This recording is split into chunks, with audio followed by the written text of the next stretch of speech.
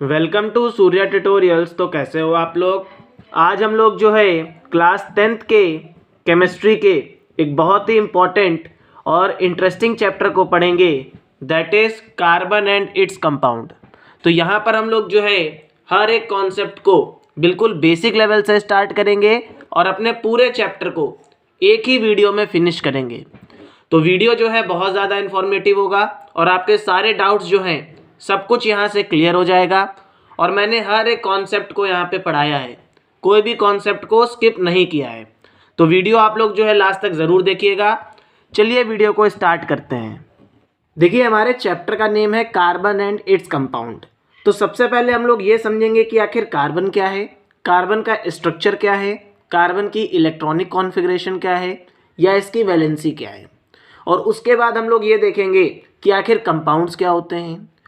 और लास्ट में हम लोग ये समझेंगे कि कार्बन जो है किस तरीके से इतने ज़्यादा कंपाउंड्स की फॉर्मेशन करता है। तो आज के लेक्चर में जो है हम लोग जो है होमोलॉगस सीरीज तक की हर एक कॉन्सेप्ट को फिनिश करेंगे। तो अगर हम लोग जो है कार्बन की बात करें तो कार्बन हमारा क्या है, कार्बन भी आपका एक एलिमेंट है। आप लोगों ने पढ़ रखा है चैप्टर नंबर 3 में, that is metals and non metals. हमारे जो एलिमेंट्स होते हैं दे आर ऑफ 3 टाइप्स, या तो आपके मेटल्स होंगे या फिर ये आपके नॉन मेटल्स होंगे और या फिर हमारे ये मेटलॉइड्स की कैटेगरी में आ जाएंगे। तो अगर हम लोग कार्बन की बात करें तो फर्स्ट ऑफ ऑल कार्बन भी हमारा क्या है, एक एलिमेंट है जिसको हम लोग सी लेटर से डिनोट करते हैं। अब अगर इसके एटॉमिक नंबर की बात करी जाए तो इसका एटॉमिक नंबर क्या है, 6 है। तो अगर इसका एटॉमिक नंबर 6 है तो आप लोग खुद देखो इसके आउटर मोस्ट शेल में कितने इलेक्ट्रॉन होंगे। भाई इसके आउटर मोस्ट शेल में 4 इलेक्ट्रॉन होंगे। तो ये हमारा जो एलिमेंट है ये आपका एलिमेंट क्या रहा होगा, नॉन मेटल रहा होगा। तो हमारा जो कार्बन होता है that is a non metal. और ये हमारे अर्थ क्रस्ट में जो है बहुत ही स्मॉल अमाउंट में पाया जाता है, दैट इज 0.02% टू 0.03%। तो इसका जो वेटेज है ये हमारे अर्थ क्रस्ट में इतना कम है। नेक्स्ट पॉइंट को समझते हैं कि आखिर ये जो कार्बन एलिमेंट है हमारा क्यों इतना ज़्यादा इम्पॉर्टेंट है।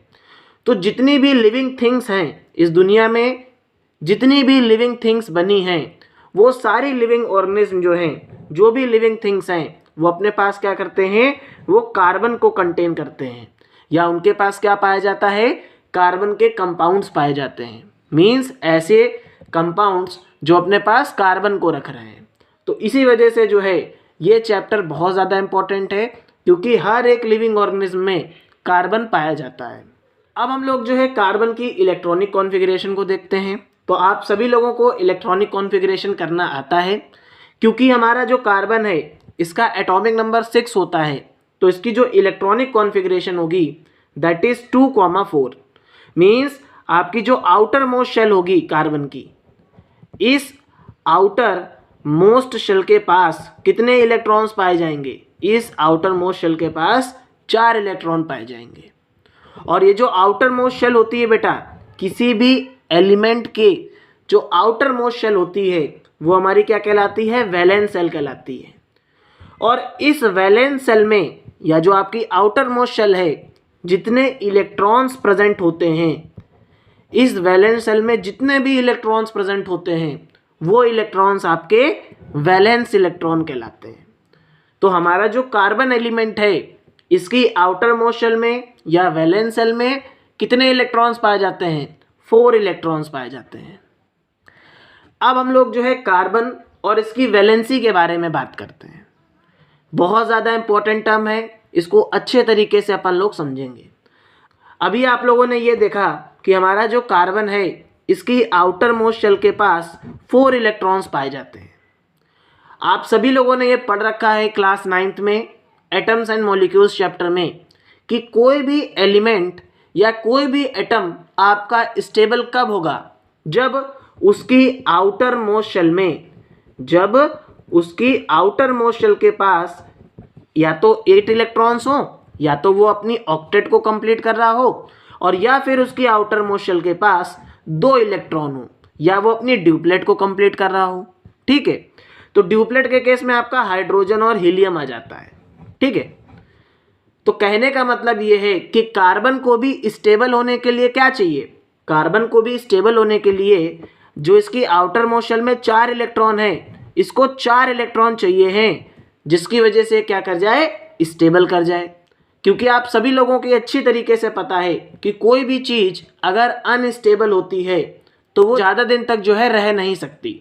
इसी तरीके से कार्बन भी क्या करता है, कार्बन की आउटर मोस्ट शेल में 4 इलेक्ट्रॉन्स होते हैं। ये क्या करता है, ये अपनी ऑक्टेट को कंप्लीट करना चाहता है, ये अपनी ऑक्टेट को कंप्लीट करने की कोशिश करता है।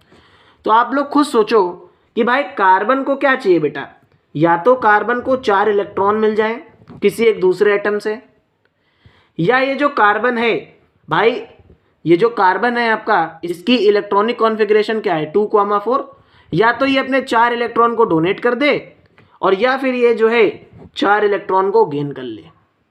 अब ये दोनों सिचुएशंस जो हैं कार्बन के केस में पॉसिबल नहीं होती हैं, या कोई भी आपका ऐसा एटम जिसके आउटर मोस्ट शेल में 4 इलेक्ट्रॉन्स पाए जा रहे हैं, वो ना तो 4 इलेक्ट्रॉन को गेन कर सकता है, ना ही 4 इलेक्ट्रॉन को लूज कर सकता है, क्योंकि इसके लिए उसको क्या चाहिए, एक हाई अमाउंट ऑफ एनर्जी की रिक्वायरमेंट होगी। जब वो 4 इलेक्ट्रॉन्स को अट्रैक्ट करेगा, किसी भी एटम से लेगा, तो भी उसको बहुत ज़्यादा एनर्जी की रिक्वायरमेंट होगी, या फिर जो है जब वो 4 इलेक्ट्रॉन्स को लूज करेगा तब भी उसको जो है बहुत ज़्यादा एनर्जी की रिक्वायरमेंट होगी। तो ये एनर्जी जो है ये पॉसिबल नहीं होती है। इस वजह से क्या होता है कि जो हमारा कार्बन होता है ये दूसरे एटम्स के साथ क्या करता है, इलेक्ट्रॉन्स की शेयरिंग करता है।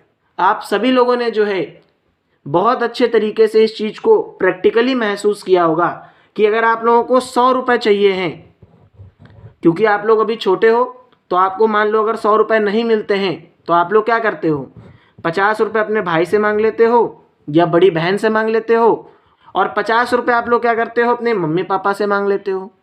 तो इसी तरीके से कार्बन भी बहुत समझदार एटम है, क्योंकि इसको 4 इलेक्ट्रॉन तो चाहिए ही चाहिए स्टेबल होने के लिए। तो ये डिफरेंट डिफरेंट एटम से क्या करता है, इलेक्ट्रॉन्स की शेयरिंग करता है और अपनी ऑक्टेट को कंप्लीट करके स्टेबिलिटी को शो करता है। ठीक है, तो देखिए इसी वजह से क्या होता है, जो हमारा कार्बन होता है इसकी वैलेंसी 4 होती है, और क्योंकि हमारे कार्बन की वैलेंसी 4 है, दैट्स वाई हम लोग क्या बोलते हैं कि carbon is tetravalent in nature. जो हमारा कार्बन एटम है ये आपका टेट्रावैलेंट नेचर को शो कर रहा है। इतना समझ में आ गया कि नहीं आ गया? अब हम लोग जो है कार्बन के स्ट्रक्चर के बारे में बात करते हैं कि आपका कार्बन का स्ट्रक्चर कैसा होता है। तो आप लोगों को ये अच्छी तरीके से पता है कि हमारे कार्बन के पास जो है 2 शेल्स प्रेजेंट होती हैं, एक के शेल और एक एल शेल। अब देखिए के शेल की जो मैक्सिमम कैपेसिटी है दैट इज ऑफ 2 इलेक्ट्रॉन्स। आप लोग जब आगे जाकर के पढ़ाई करोगे, किसी भी सेल के पास मैक्सिमम नंबर ऑफ इलेक्ट्रॉन्स कितने हो सकते हैं आपको इस फॉर्मूले से पता चलेगा। क्लास 12th में आप लोग पढ़ोगे, अभी के लिए रिक्वायरमेंट नहीं है। देखिए के सेल के पास 2 इलेक्ट्रॉन्स होंगे, सेंटर में हमारा क्या होगा, कार्बन की न्यूक्लियस होगी, ठीक है, और इसकी जो एल शेल होगी इसके पास 4 इलेक्ट्रॉन्स होंगे। तो ये आपका क्या हो जाएगा, कार्बन का स्ट्रक्चर हो जाएगा। अब देखिए हम लोगों ने कार्बन को समझ लिया कि कार्बन क्या है। अब हम लोग कंपाउंड्स के बारे में बात करते हैं कि आखिर कंपाउंड्स क्या होते हैं। आप लोगों ने जब 9th में केमिस्ट्री पढ़ी होगी तो वहाँ पे आप लोगों ने बहुत अच्छे तरीके से कंपाउंड्स के बारे में बात करी होगी। मैं थोड़ा सा आप लोगों को याद दिला देता हूँ कि कंपाउंड्स आपके क्या होते हैं, ऐसे सब्सटेंसेस होते हैं जो 2 या 2 से ज़्यादा एलिमेंट्स जब हमारे कंबाइन करते हैं in a fix proportion by mass, तो क्या बनता है, हमारा कंपाउंड बनता है।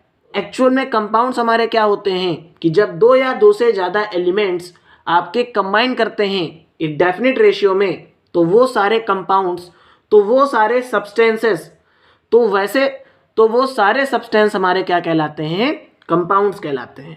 अब कंपाउंड में बेटा हमारा क्या आता है, अब कंपाउंड में देखो तुम लोग क्या आ जाता है भाई, CH4 that is called the methane, methane आ जाता है। C2H5OH इसको हम लोग इथेनॉल बोलते हैं, ये भी आ जाता है। NH2CO NH2 that is called the ammonium cyanate, ठीक है, NH2CO NH2 ये भी आ जाता है। तो ये सारे कंपाउंड्स हैं, तो ये सभी हमारे क्या हैं, कंपाउंड्स के एग्जाम्पल हैं। अब जर्नली जो कंपाउंड्स होते हैं आपके, they are of two types, ये आपके दो तरीके के होते हैं। पहला आपका इनऑर्गेनिक कंपाउंड और next one is organic compound. तो देखिए इनऑर्गेनिक, देखिए ऑर्गेनिक का मतलब आप लोग ये समझ लो कार्बन, और इन का मतलब यहाँ पे क्या होता है, विदाउट। कहने का मतलब ये है कि ऐसे सभी कंपाउंड्स जो अपने साथ कार्बन को नहीं रखते हैं, वो सारे कंपाउंड्स हमारे इनऑर्गेनिक कंपाउंड्स में आ जाते हैं।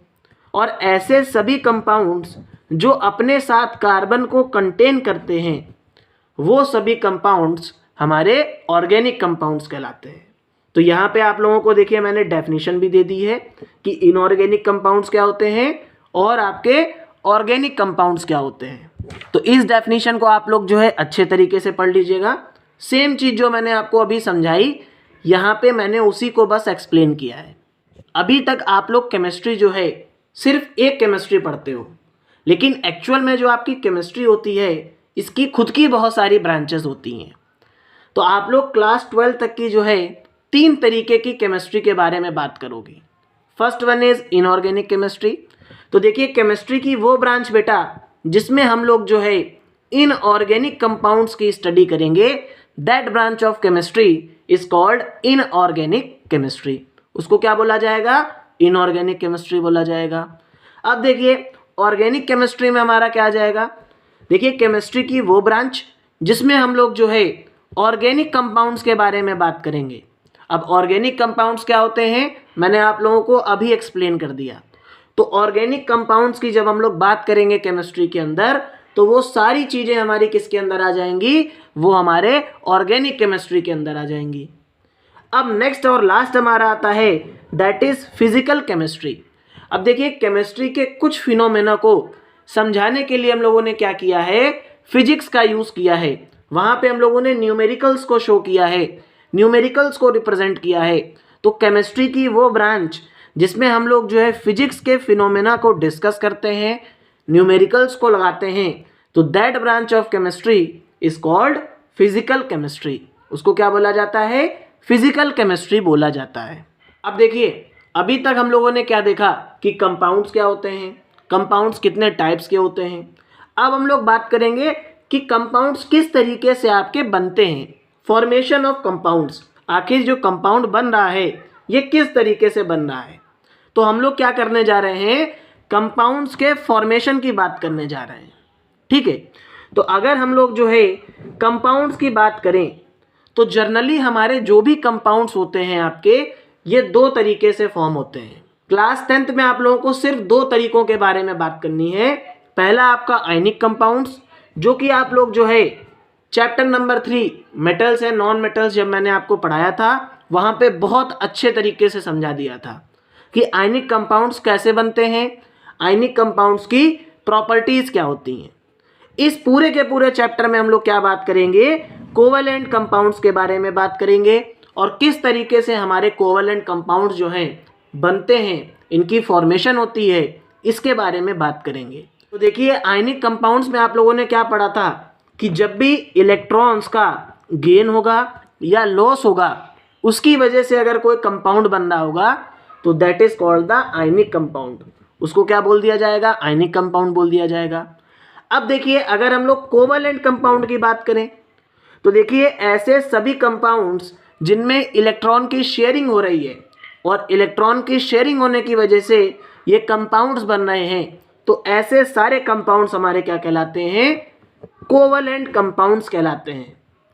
अब आप लोगों ने ये पढ़ा था कि आयनिक कंपाउंड्स में क्या होता है, आयनिक कंपाउंड्स में आयनिक बॉन्ड होता है। इसी तरीके से आपके जो कोवैलेंट कंपाउंड्स होते हैं इनके पास क्या पाया जाता है, कोवैलेंट बॉन्ड पाया जाता है। अब ये बॉन्ड क्या होता है और कोवैलेंट बॉन्ड क्या होता है, इसको मैं अभी आपको बहुत अच्छे तरीके से समझाऊंगा। तो क्योंकि देखिए कार्बन भी क्या कर रहा है आपका, कार्बन में भी इलेक्ट्रॉन्स की शेयरिंग की वजह से क्या हो रहा है, कंपाउंड बन रहे हैं। तो कार्बन भी हमारा क्या करता है, कोवैलेंट कंपाउंड्स की फॉर्मेशन करता है। इतना क्लियर हो गया कि नहीं क्लियर हो गया। अब देखिए यहाँ पे हम लोग जो है कुछ मॉलिक्यूल्स की फॉर्मेशन करते हैं, कुछ कंपाउंड्स की फॉर्मेशन करते हैं और उसके थ्रू हम लोग ये समझेंगे कि बॉन्ड क्या होता है और कितने टाइप्स के बॉन्ड होते हैं।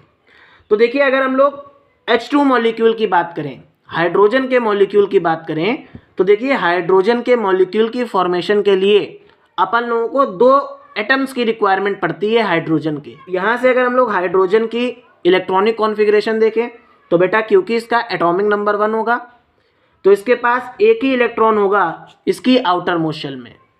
तो हम लोगों ने क्या किया भाई, क्योंकि हाइड्रोजन मॉलिक्यूल की एटॉमिसिटी कितनी है, 2 है।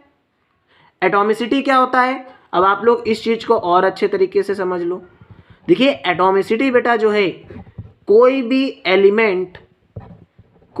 एलिमेंट को कितने एटम्स की रिक्वायरमेंट पड़ रही है मॉलिक्यूल की फॉर्मेशन करने के लिए, that is called the atomicity. तो देखिए हाइड्रोजन को कितने एटम्स की रिक्वायरमेंट पड़ रही है, 2 एटम्स की रिक्वायरमेंट पड़ रही है, तो इसकी एटॉमिसिटी कितनी हो जाएगी, 2 हो जाएगी। तो हम लोगों ने क्या किया भाई, हाइड्रोजन के एक इलेक्ट्रॉन को डॉट से रिप्रेजेंट कर दिया और हाइड्रोजन के एक इलेक्ट्रॉन को क्रॉस से रिप्रेजेंट कर दिया। अब देखिए ये वाला जो हाइड्रोजन है ये क्या कहेगा कि यार तुम हमें अपना एक इलेक्ट्रॉन दे दो शेयरिंग के लिए, जिससे क्या कर लें हम अपनी ड्यूप्लेट को कंप्लीट कर लें। अब ये वाला हाइड्रोजन भी होशियार है, ये क्या कहेगा, यार हमने तुमको अगर दिया है इलेक्ट्रॉन शेयरिंग के लिए तो तुम भी हमें इलेक्ट्रॉन दे दो शेयरिंग के लिए, तो हम भी स्टेबल हो जाएं। तो एक्चुअल में यहाँ पे क्या हो रहा है, देखिए एक्चुअल में यहाँ पे बेटा आपके 2 इलेक्ट्रॉन क्या कर रहे हैं, इन्वॉल्व हो रहे हैं। भाई एक हाइड्रोजन ने क्या किया, एक इलेक्ट्रॉन को शेयर किया, दूसरे वाले हाइड्रोजन ने अपने इलेक्ट्रॉन को शेयर किया। और जब भी हमारे 2 इलेक्ट्रॉन आपके शेयरिंग में इन्वॉल्व होते हैं तो वहाँ पे आपका जो बॉन्ड बनता है बेटा, that is the single bond. तो जब भी आपके 2 इलेक्ट्रॉन्स इन्वॉल्व हो रहे हो मॉलिक्यूल या कंपाउंड की फॉर्मेशन करने के लिए, तो वहाँ पे क्या बन जाएगा, सिंगल बॉन्ड बन जाएगा। और इस सिंगल बॉन्ड को हम लोग एक लाइन से रिप्रेजेंट करते हैं। अब यहाँ पे आप लोग जो है, बहुत सारे ऐसे स्टूडेंट्स होंगे जिनके दिमाग में ये चीज़ चल रही होगी कि सर आपने सिंगल बॉन्ड तो बता दिया, लेकिन एक्चुअल में ये जो बॉन्ड है ये क्या होता है। तो देखिए बॉन्ड कुछ नहीं है बेटा, आपका बॉन्ड आपका एक अट्रैक्शनल फोर्स है। ये जो लाइन है बेटा एक्चुअल में बस हम लोग इसको रिप्रेजेंट कर रहे हैं। अगर हम लोग रिप्रेजेंट नहीं भी करेंगे तब भी आपका हाइड्रोजन जो है मॉलिक्यूल की फॉर्म में एग्जिस्ट करेगा। तो बॉन्ड क्या है बेटा, बॉन्ड आपका एक तरीके की अट्रैक्शनल फोर्स है।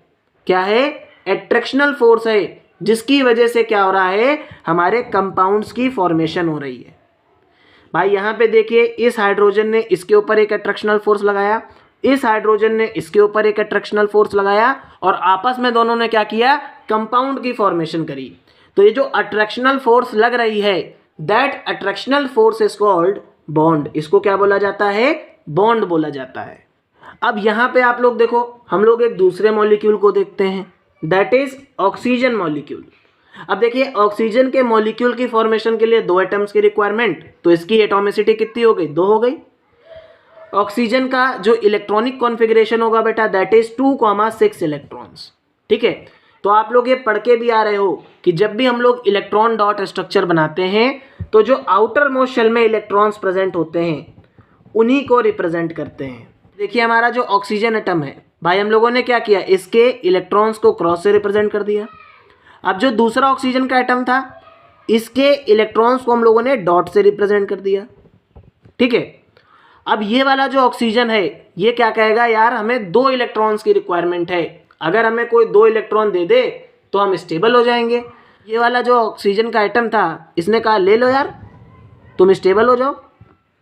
अब ये वाला भी होशियार था, इस वाले ऑक्सीजन ने क्या किया, क्योंकि तुमने हमसे क्या किए हैं, 2 इलेक्ट्रॉन्स लिए हैं स्टेबल होने के लिए, तो तुम भी हमें क्या दो, 2 इलेक्ट्रॉन्स दो, जिसकी वजह से हम क्या कर जाएं, स्टेबल हो जाएं। यहाँ पे आप लोग देखो कि एक्चुअल में क्या हो रहा है, 4 इलेक्ट्रॉन्स की वजह से क्या हो रहा है, मॉलिक्यूल की फॉर्मेशन हो रही है।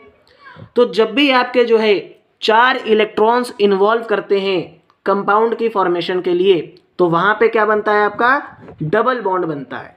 और इस डबल बॉन्ड को हम लोग 2 लाइन से रिप्रेजेंट करते हैं। सिमिलरली अगर हम लोग नाइट्रोजन मॉलिक्यूल की फॉर्मेशन करें तो देखिए इसका इलेक्ट्रॉनिक कॉन्फ़िगरेशन क्या होगा, 2,5, क्योंकि इसका एटॉमिक नंबर क्या है, 7।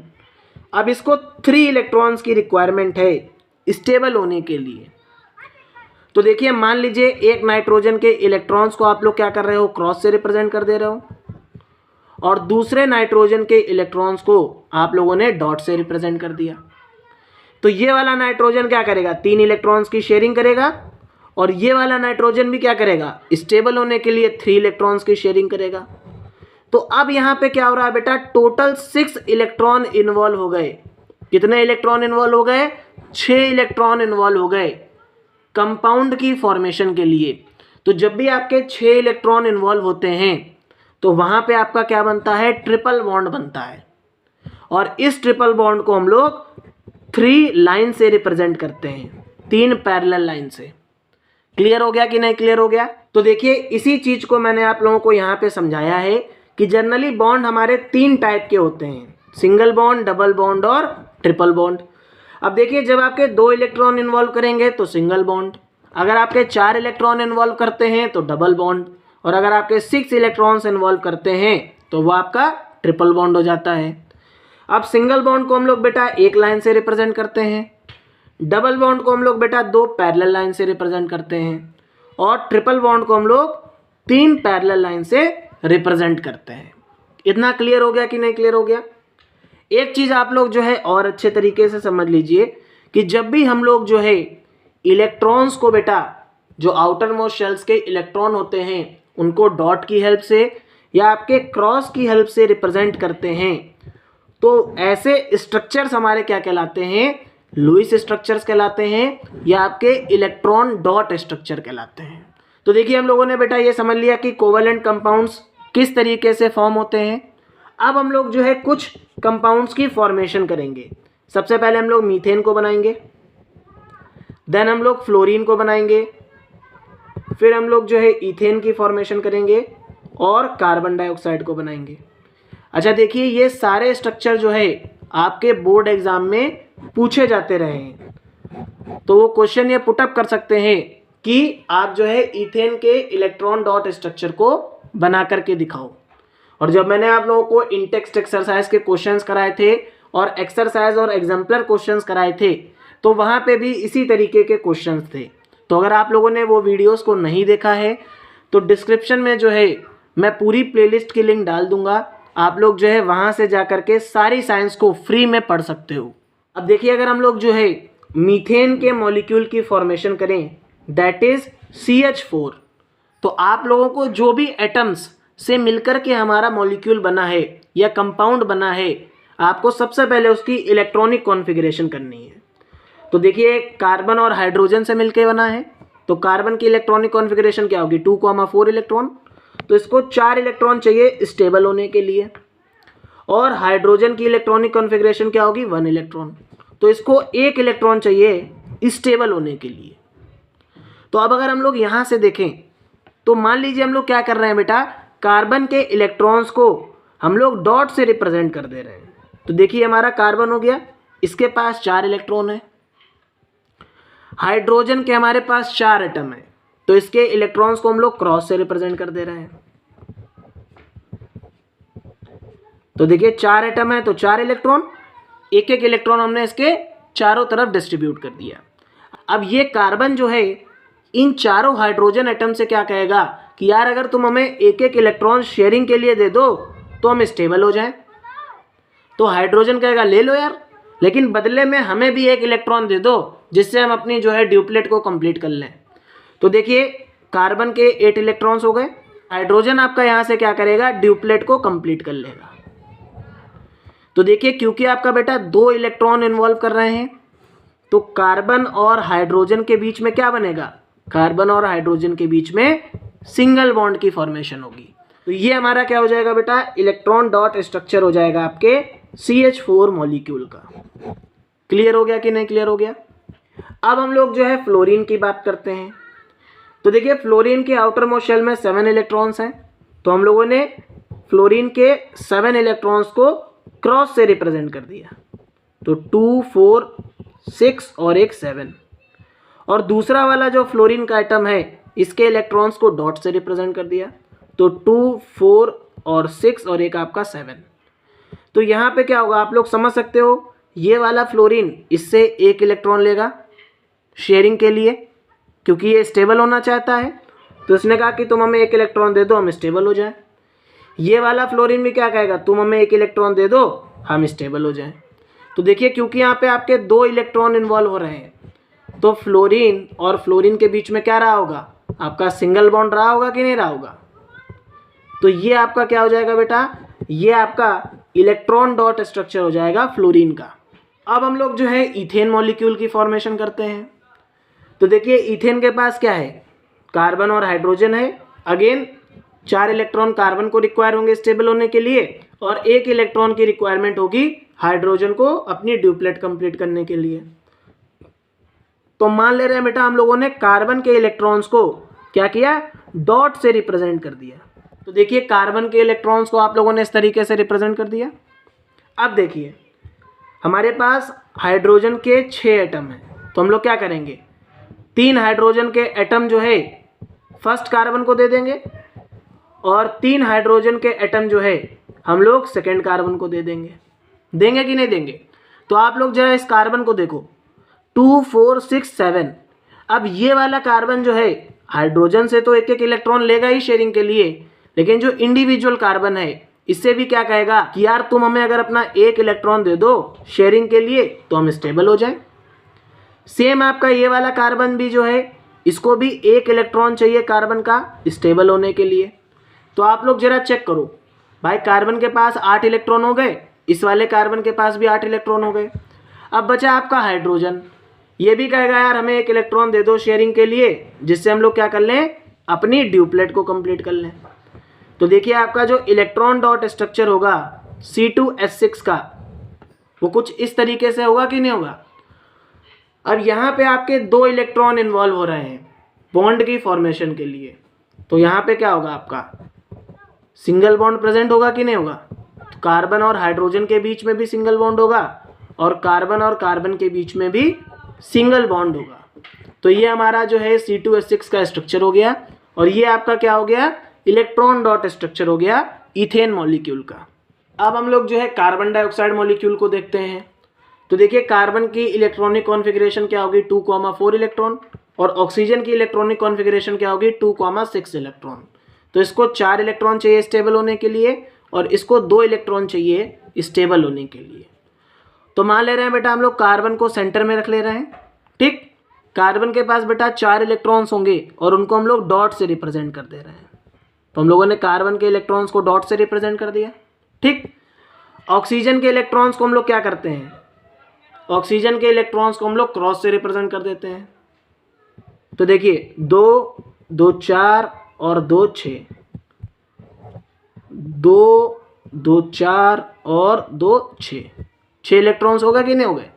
अब ये जो सेंटर में बैठा कार्बन है, ये इस ऑक्सीजन एटम से और इस ऑक्सीजन एटम से क्या कहेगा कि देखो यार, हमें अगर तुम अपने 2 इलेक्ट्रॉन दे दो शेयरिंग करने के लिए, तो हम क्या हो जाएंगे, स्टेबल हो जाएंगे। तो ये क्या करेगा, 2 इलेक्ट्रॉन ले लेगा और स्टेबल हो जाएगा। अब ये ऑक्सीजन क्या कहेगा, तुम भी हमें अपने 2 इलेक्ट्रॉन दे दो तो हम स्टेबल हो जाएं। सिमिलरली आपका जो सेकेंड ऑक्सीजन का एटम होगा, इसको भी 2 इलेक्ट्रॉन चाहिए होंगे स्टेबल होने के लिए। तो कार्बन डाइऑक्साइड आपका जो मॉलिक्यूल होगा, उसका इलेक्ट्रॉन डॉट स्ट्रक्चर आपका कुछ इस तरीके से होगा। क्लियर हो गया। अब यहाँ पे देखिए, 4 इलेक्ट्रॉन इन्वॉल्व कर रहे हैं। तो अगर 4 इलेक्ट्रॉन इन्वॉल्व कर रहे हैं बेटा कंपाउंड की फॉर्मेशन के लिए, तो कार्बन और ऑक्सीजन के बीच में क्या होगा, डबल बॉन्ड होगा, और कार्बन और ऑक्सीजन के बीच में क्या रहा होगा, आपका डबल बॉन्ड रहा होगा। तो ये आपका क्या हो जाएगा, इलेक्ट्रॉन डॉट स्ट्रक्चर हो जाएगा, और ये हमारा CO2 का स्ट्रक्चर हो जाएगा। क्लियर हो गया कि नहीं क्लियर हो गया। तो आई होप आप लोगों को जो है किस तरीके से इलेक्ट्रॉन डॉट स्ट्रक्चर्स बनाने हैं आपको समझ में आ गया होगा। अब नोट करके आप लोग जो है एक चीज़ को और समझ लीजिए कि ऐसे सभी कंपाउंड्स जो इलेक्ट्रॉन को शेयर करके कंपाउंड्स बनाते हैं, that are called covalent compounds, और इनके बीच में जो बॉन्डिंग होती है, अभी आप लोगों ने देखा था बॉन्ड क्या है एक्चुअल में, आपकी एक अट्रैक्शनल फोर्स है। तो इनके बीच में जो बॉन्डिंग हो रही है, that bonding is called covalent bonding. इसको क्या बोला जाता है, कोवेलेंट बॉन्डिंग बोला जाता है। अब अगर हम लोग जो है इस कोवेलेंट बॉन्डिंग के कैरेक्टरिस्टिक्स के बारे में बात करें, जिस तरीके से हम लोगों ने आयनिक बॉन्ड के कैरेक्टरिस्टिक्स को देखा था, तो यहाँ से 100% क्वेश्चन आपका बन के आता है। या तो वो आयनिक बॉन्ड से क्वेश्चन पूछ देंगे या फिर वो आपके कोवेलेंट बॉन्डिंग से क्वेश्चन पूछ देंगे और आपसे इसके कैरेक्टरिस्टिक्स के बारे में बात करेंगे। तो देखिए, अगर हम लोग कोवेलेंट बॉन्डिंग के कैरेक्टरिस्टिक को देखें तो एक्चुअल में जो फोर्स ऑफ अट्रैक्शन होती है कोवेलेंट कंपाउंड्स के बीच में, that is less as compare to the ionic bond. तो जो भी आपके आयनिक बॉन्ड्स होते हैं, ठीक है, उनके बीच में फोर्स ऑफ अट्रैक्शन क्या होती है, ज़्यादा होती है, और कोवेलेंट बॉन्ड्स के बीच में फोर्स ऑफ अट्रैक्शन थोड़ी सी वीक होती है, क्योंकि यहाँ पे क्या होता है, आपका शेयरिंग हो रही होती है। ठीक, नेक्स्ट पॉइंट आपका क्या आता है कि जो कोवेलेंट कंपाउंड्स होते हैं आपका, क्योंकि इनके बीच में जो फोर्स ऑफ अट्रैक्शन है वो वीक है, तो इनका जो मेल्टिंग पॉइंट होता है और बॉइलिंग पॉइंट होता है दैट इज वेरी लो। ये क्या होता है, लो होता है। नेक्स्ट आपकी इंपॉर्टेंट कैरेक्टरिस्टिक क्या आती है कि they are poor conductors of electricity. Actual में आपके जितने भी कोवेलेंट कंपाउंड्स होते हैं they are generally poor conductors of electricity. ये आपके इलेक्ट्रिसिटी को कंडक्ट नहीं करा पाते हैं। अब हम लोग जो है अपने नेक्स्ट टॉपिक को पढ़ते हैं, that is allotropes of carbon. कि कार्बन के कितने एलोट्रोप्स होते हैं या एलोट्रॉपी क्या होती है। तो देखिए, अगर हम लोग एलोट्रॉपी की बात करें तो किसी भी एलिमेंट की वो प्रॉपर्टी जिसकी वजह से वो नेचर में डिफरेंट फॉर्म्स में एग्जिस्ट करता है, that property of an element is called allotropy. जैसे आपको पता है कि वाटर जो है आपका सॉलिड स्टेट में भी एग्जिस्ट करता है, लिक्विड स्टेट में भी एग्जिस्ट करता है और गैसियस फॉर्म में भी एग्जिस्ट करता है। इसी तरीके से जो हमारा कार्बन एलिमेंट होता है ये भी आपका जो है नेचर में डायमंड की फॉर्म में एग्जिस्ट करता है, ग्रेफाइट की फॉर्म में एग्जिस्ट करता है, और रिसेंटली अभी एक और एलोट्रोप की खोज हुई है दैट इज फलरीन। ये आपका फलरीन की फॉर्म में भी एग्जिस्ट करता है। यहाँ पे एक्चुअल में क्या हो रहा है कि डायमंड भी कार्बन से मिलकर के बना है, ग्रेफाइट भी कार्बन से मिलकर बना है, फलरीन भी कार्बन से मिलकर बना है, लेकिन इनका जो स्ट्रक्चर है, इनके स्ट्रक्चर में डिफरेंसेस हैं। अब देखिए, जितने भी आपके एलोट्रोप्स होते हैं, मान लो आपका जो कार्बन एलिमेंट है ये डायमंड की फॉर्म में भी एग्जिस्ट कर रहा है, ग्रेफाइट की फॉर्म में भी एग्जिस्ट कर रहा है, फलरीन की फॉर्म में भी एग्जिस्ट कर रहा है, तो एक्चुअल में तो है ये कार्बन ही ना, कार्बन से ही मिलकर बन रहा है सब कुछ। तो इनकी जो केमिकल प्रॉपर्टीज होंगी ये क्या रहेंगी, सेम रहेंगी। केमिकल प्रॉपर्टीज में कोई भी चेंजमेंट नहीं आएगा। लेकिन जो इनकी फिजिकल प्रॉपर्टीज होती हैं, क्योंकि इनका स्ट्रक्चर डिफरेंट है भाई, अलग अलग तरीके से सब बन रहे हैं, तो इनकी जो फिजिकल प्रॉपर्टीज होती हैं वो डिफर करती हैं। अब क्योंकि बेटा इनकी फिजिकल प्रॉपर्टीज चेंज हैं, तो इनके में जो बॉन्डिंग हो रही होगी, इनके बीच में जो बॉन्डिंग हो रही होगी या जो पैटर्न होगा बॉन्डिंग का वो भी तो डिफरेंट होगा। तो इसी वजह से क्या होता है कि जो भी आपके एलोट्रोप्स होते हैं इनमें जो बॉन्डिंग का पैटर्न होता है that is always different from one and other. ठीक है, आपस में एक दूसरे से अलग होगा। अब सबसे पहले हम लोग जो है डायमंड को पढ़ेंगे, ठीक है, और इसके प्रॉपर्टीज को देखेंगे। तो आपकी अगर हम लोग डायमंड की बात करें बेटा, तो डायमंड के केस में क्या होता है कि आपका एक कार्बन का एटम जो है 4 डिफरेंट कार्बन के एटम के साथ क्या करता है, अटैच हो जाता है। तो जब ये एक कार्बन का एटम आपका 4 डिफरेंट कार्बन के एटम के साथ अटैच हो जाता है तो ये टेट्राहेड्रल स्ट्रक्चर की फॉर्मेशन करता है, और जो आपका स्ट्रक्चर होता है वो कुछ इस तरीके से दिखता है। ये प्योर 3D स्ट्रक्चर बनाता है। आपका जो डायमंड होता है बेटा आपका ये 3D स्ट्रक्चर की फॉर्मेशन करता है और यहाँ पे कोई भी लेयर प्रेजेंट नहीं होती। तो जब भी आपसे डायमंड के बारे में बात करी जाएगी तो आप लोग क्या कहोगे कि डायमंड में 1 carbon is attach to 4 different other carbon atoms. एक carbon atom 4 different carbon atoms के साथ अटैच होगा। इसका जो स्ट्रक्चर होगा दैट इज 3D स्ट्रक्चर। भाई इसके चारों इलेक्ट्रॉन्स क्या कर रहे हैं, बॉन्ड की फॉर्मेशन कर रहे हैं। तो इस वजह से क्या होता है, ये हार्डेस्ट सब्सटेंस होता है because all the 4 bonds connected to other carbon atom. भाई 4 कार्बन बॉन्ड दूसरे 4 कार्बन बॉन्ड के साथ अटैच हैं, फिर 4 कार्बन के साथ अटैच है। तो इस वजह से क्या होता है आपका, ये हार्डेस्ट सब्सटेंस बनाता है। ठीक है, एट लास्ट अब अगर हम लोग इसकी लास्ट प्रॉपर्टी को डिस्कस करें तो क्योंकि बेटा यहाँ पे कोई भी फ्री इलेक्ट्रॉन नहीं प्रेजेंट होता है तो आपके जो डायमंड्स होते हैं they are bad conductor of electricity. ये इलेक्ट्रिसिटी के क्या होते हैं, बैड कंडक्टर होते हैं, ये उसको फ्लो नहीं करा पाते हैं। अब देखिए अगर हम लोग डायमंड की और प्रॉपर्टीज को डिस्कस करें तो डायमंड बेटा हमारा क्या किया जाता है, ग्लासेस की कटिंग में भी यूज किया जाता है या आपका कटिंग सब्सटेंस में भी इसको हम लोग यूज करते हैं, क्योंकि बहुत हार्ड होता है तो बड़े आसानी से क्या करता है, दूसरे सब्सटेंसेस को कट कर देता है और इसको इंडिविजुअली कोई डैमेज भी नहीं होता है। क्लियर हो गया कि नहीं क्लियर हो गया। अब हम लोग जो है कार्बन के सेकेंड एलोट्रोप के बारे में बात करते हैं, दैट इज ग्रेफाइट। तो देखिए हम लोगों ने डायमंड के केस में क्या पढ़ा था कि वहां पे एक कार्बन आपका 4 डिफरेंट अदर कार्बन्स के साथ क्या कर रहा था, अटैच कर रहा था। लेकिन ग्रेफाइट के केस में क्या होता है बेटा आपका कि यहाँ पे जो आपका एक कार्बन का एटम है वो 3 कार्बन के एटम्स के साथ क्या करता है, बॉन्ड की फॉर्मेशन करता है, जिसकी वजह से क्या होता है कि यहाँ पे आपके फ्री इलेक्ट्रॉन्स पाए जाते हैं। तो पहला पॉइंट क्या हो जाएगा कि 1 carbon is attach to 3 carbon atoms, so there is a presence of free electrons in it.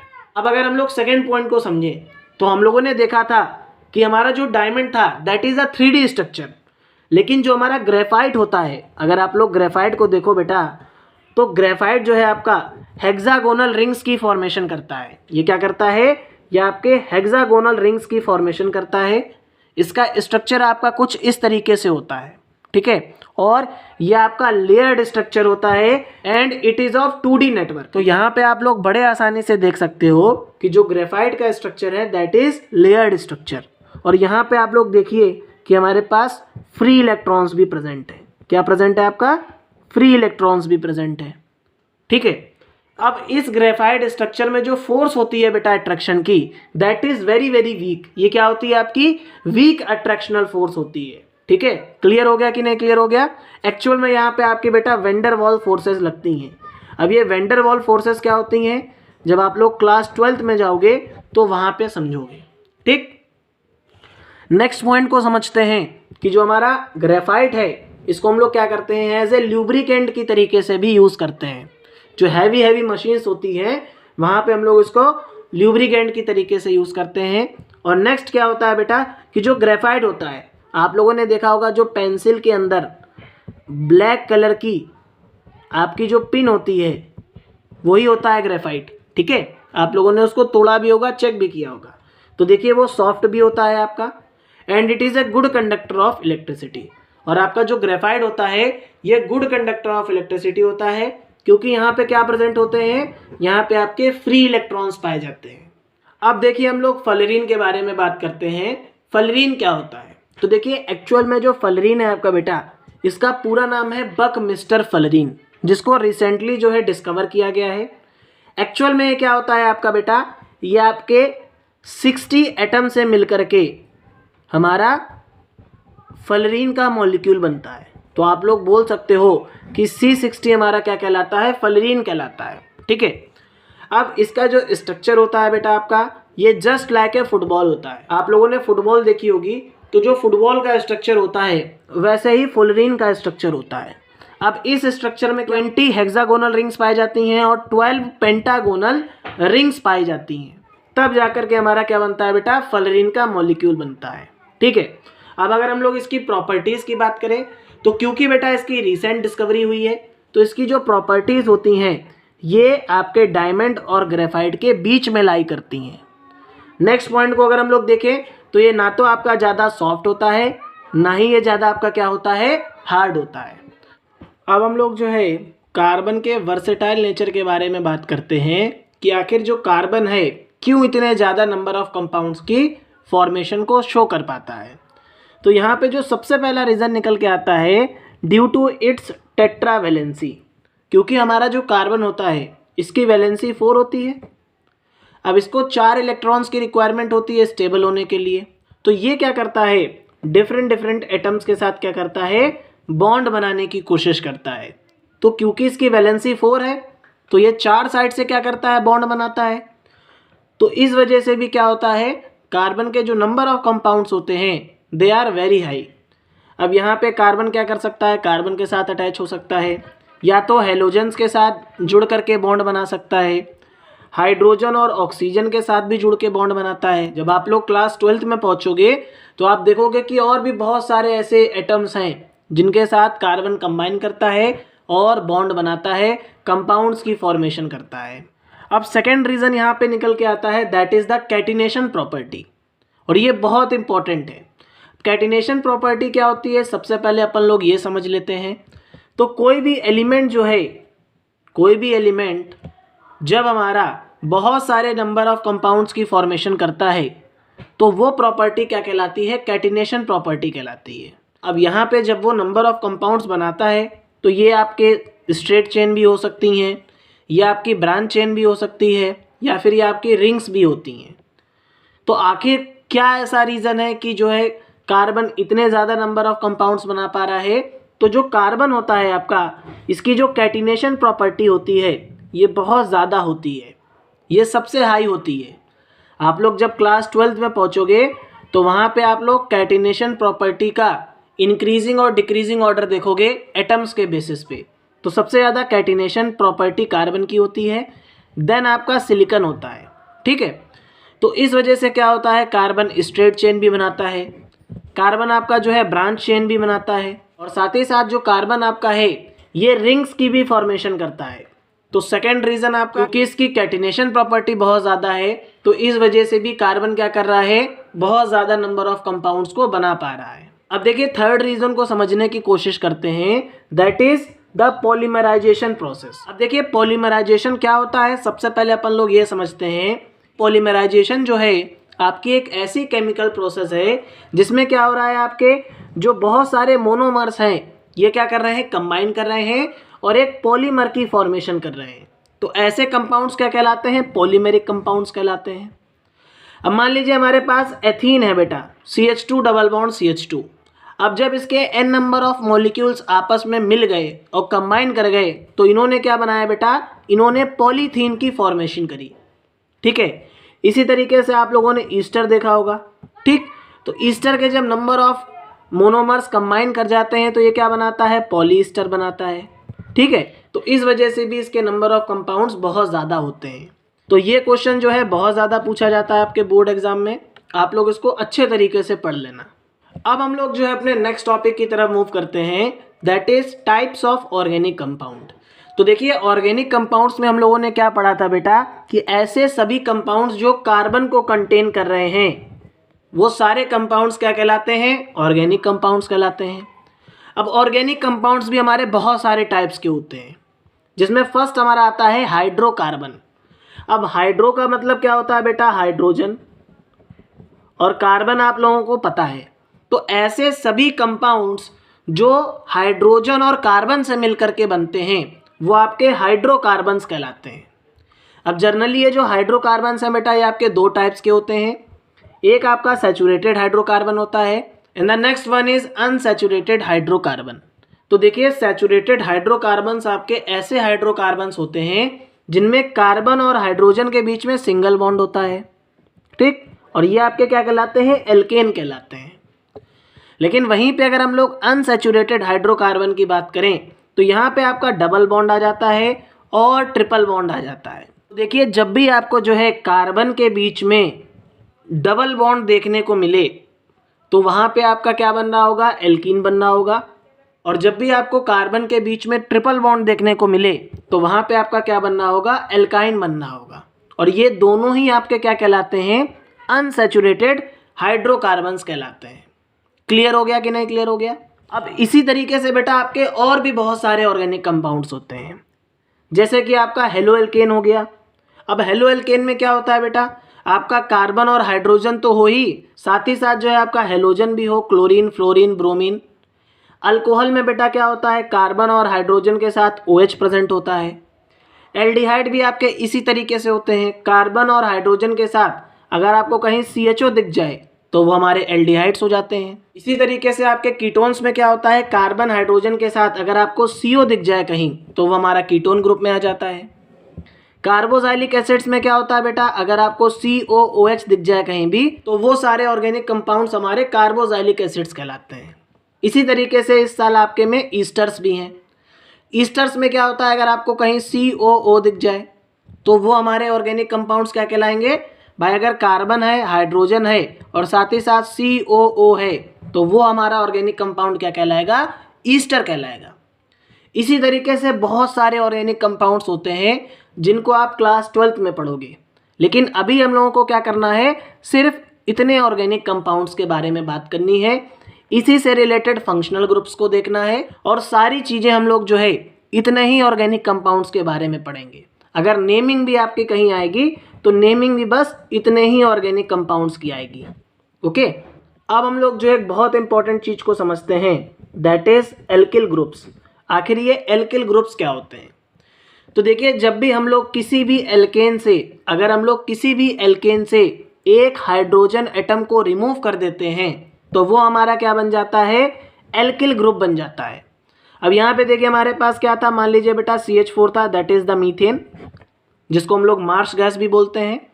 अब मीथेन से हम लोगों ने क्या किया, एक हाइड्रोजन एटम को रिमूव कर दिया तो ये क्या बन गया आपका बेटा, मेथाइल ग्रुप बन गया। इसी तरीके से C2H6 हमारा क्या है बेटा, ईथेन।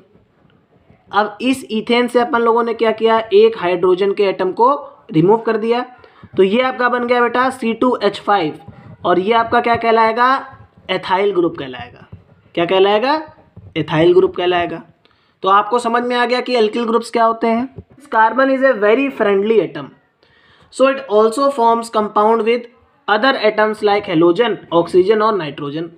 तो मैंने आप सभी लोगों को बताया क्योंकि कार्बन हमारा क्या है बेटा, कार्बन आपका बहुत फ्रेंडली एटम होता है, वो सिर्फ और सिर्फ स्टेबल होना चाहता है, तो वो बहुत सारे डिफरेंट एटम्स के साथ क्या करता है, बॉन्ड बनाता है। देखिए, कार्बन और हाइड्रोजन को छोड़ करके बाकी जितने भी एटम्स के साथ कार्बन बॉन्ड बना रहा है वो सारे एटम्स आपके क्या कहलाते हैं, हेट्रो एटम्स कहलाते हैं।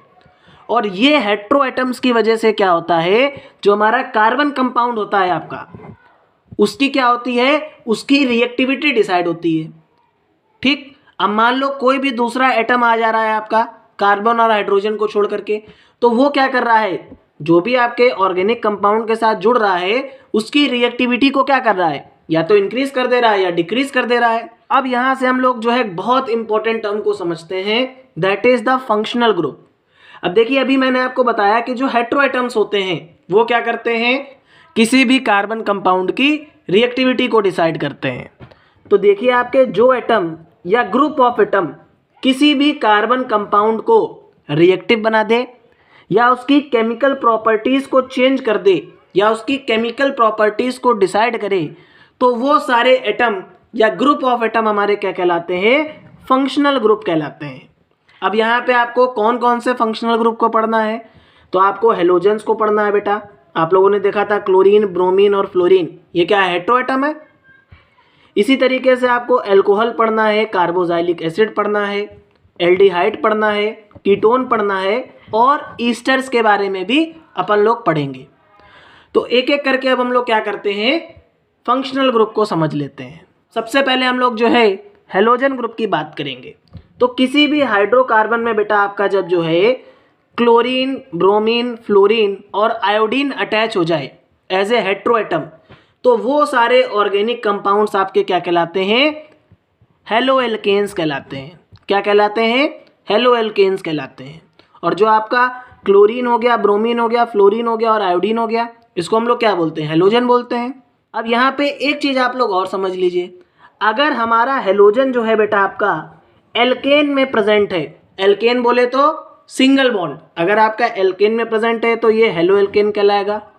अगर ये आपका एल्कीन में प्रेजेंट है तो ये आपका हेलो एल्कीन कहलाएगा। और अगर आपका ये एल्काइन में प्रेजेंट है तो ये आपका क्या कहलाता है बेटा, हेलो एल्काइन कहलाता है। इतना समझ में आ गया कि नहीं आ गया। अब नेक्स्ट फंक्शनल ग्रुप को देखते हैं, दैट इज अल्कोहल ग्रुप। तो देखिए, अगर किसी भी हाइड्रोकार्बन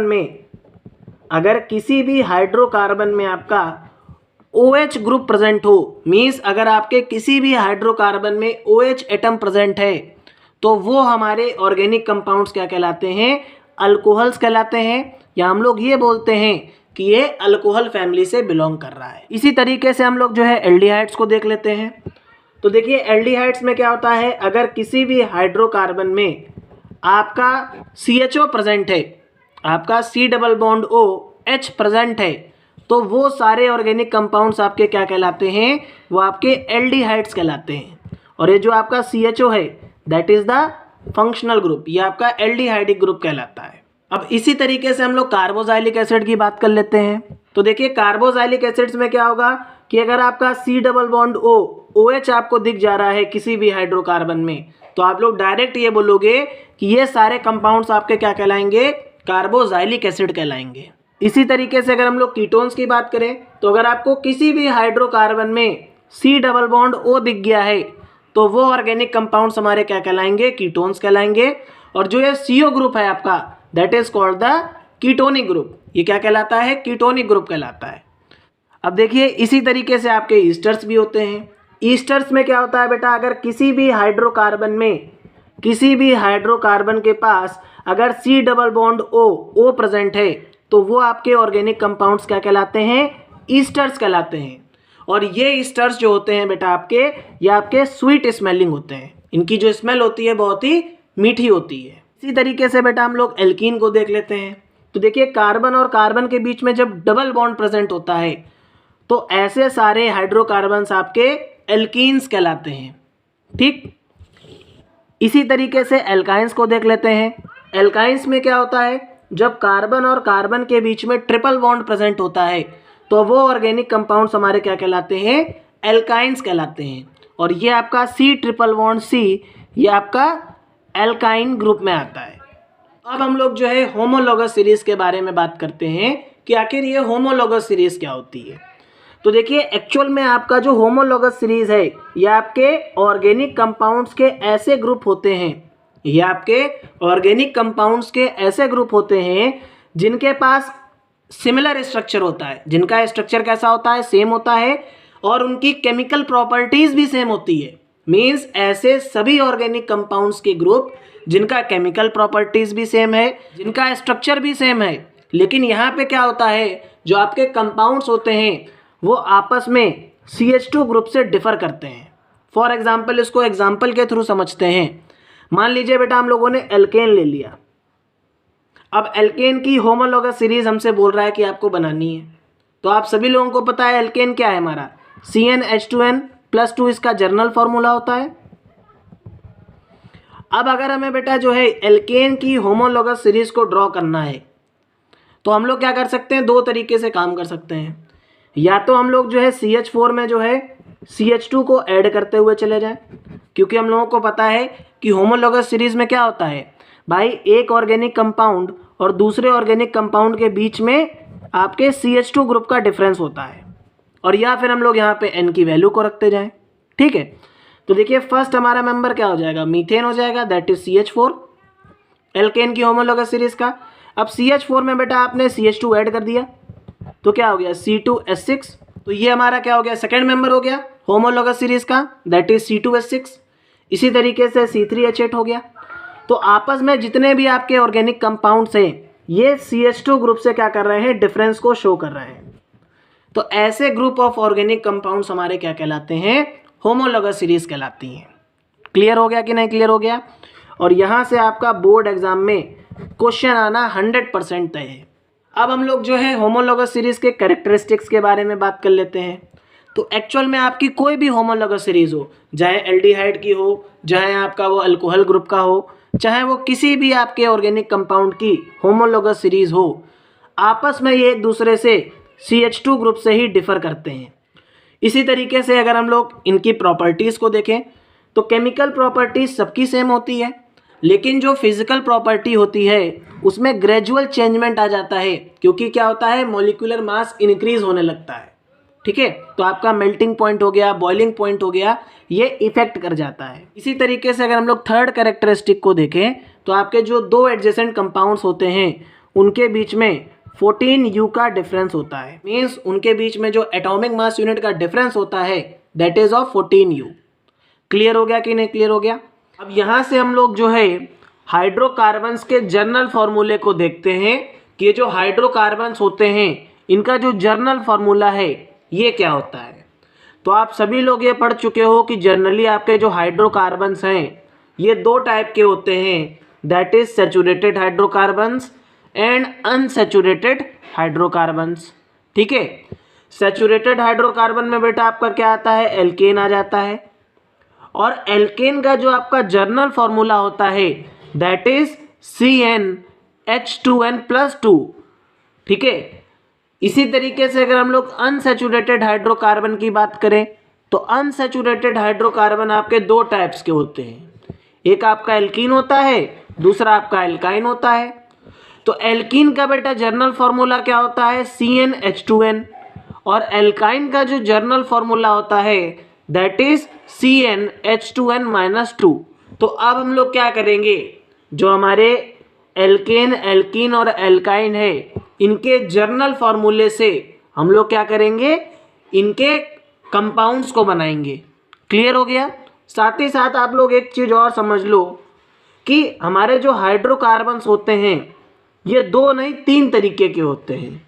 तो आप लोग क्लास 12th में जब जाओगे तो वहाँ पे आप लोग पढ़ोगे एरोमेटिक हाइड्रोकार्बन्स।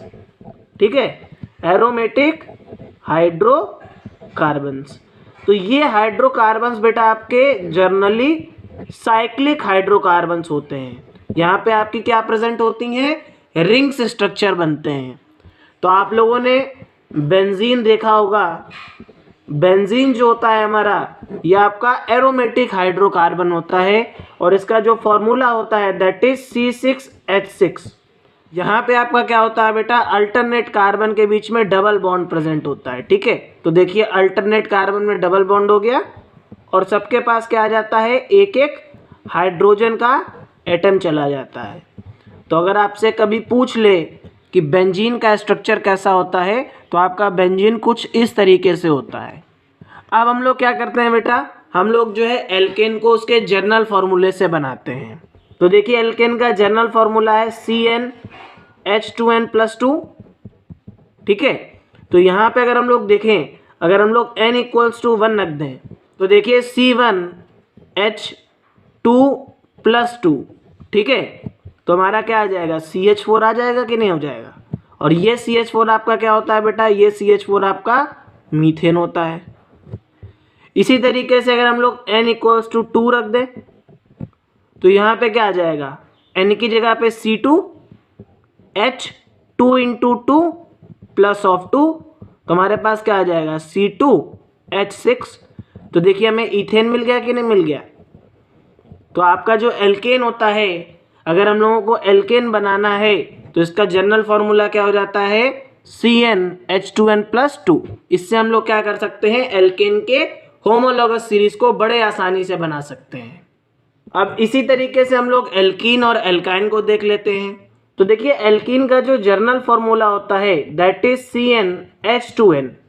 ठीक है, तो यहाँ पे अगर हम लोग n की वैल्यू 1 रख दें तो देखिए C1H2, ठीक है, मतलब CH2। तो बेटा ये जो CH2 होता है आपका दैट इज अनस्टेबल। ये क्या होता है, ये आपका अनस्टेबल होता है। तो जब भी आपकी एल्कीन की होमोलॉगस सीरीज स्टार्ट होती है तो ये आपका n=2 से स्टार्ट होती है, 2 कार्बन से स्टार्ट होती है। तो C2H2 दैट इज C2H4। ठीक है, और ये आपका क्या हो जाएगा, एथीन हो जाएगा। नाउ अब अगर हम लोग n=3 रखें बेटा तो देखिए C3H3×2। ठीक है, तो C3H6 हो गया कि नहीं हो गया। तो अगर आपको एल्कीन को आइडेंटिफाई करना है तो अगर हमारे पास कार्बन के 3 एटम हैं तो हाइड्रोजन के जस्ट डबल एटम होंगे। क्लियर हो गया कि नहीं क्लियर हो गया। ये इसके फॉर्मूले में भी है, कार्बन के अगर हमारे पास n नंबर ऑफ एटम्स हैं तो हाइड्रोजन के हमारे पास just double number of atoms होंगे दैट इज 2n।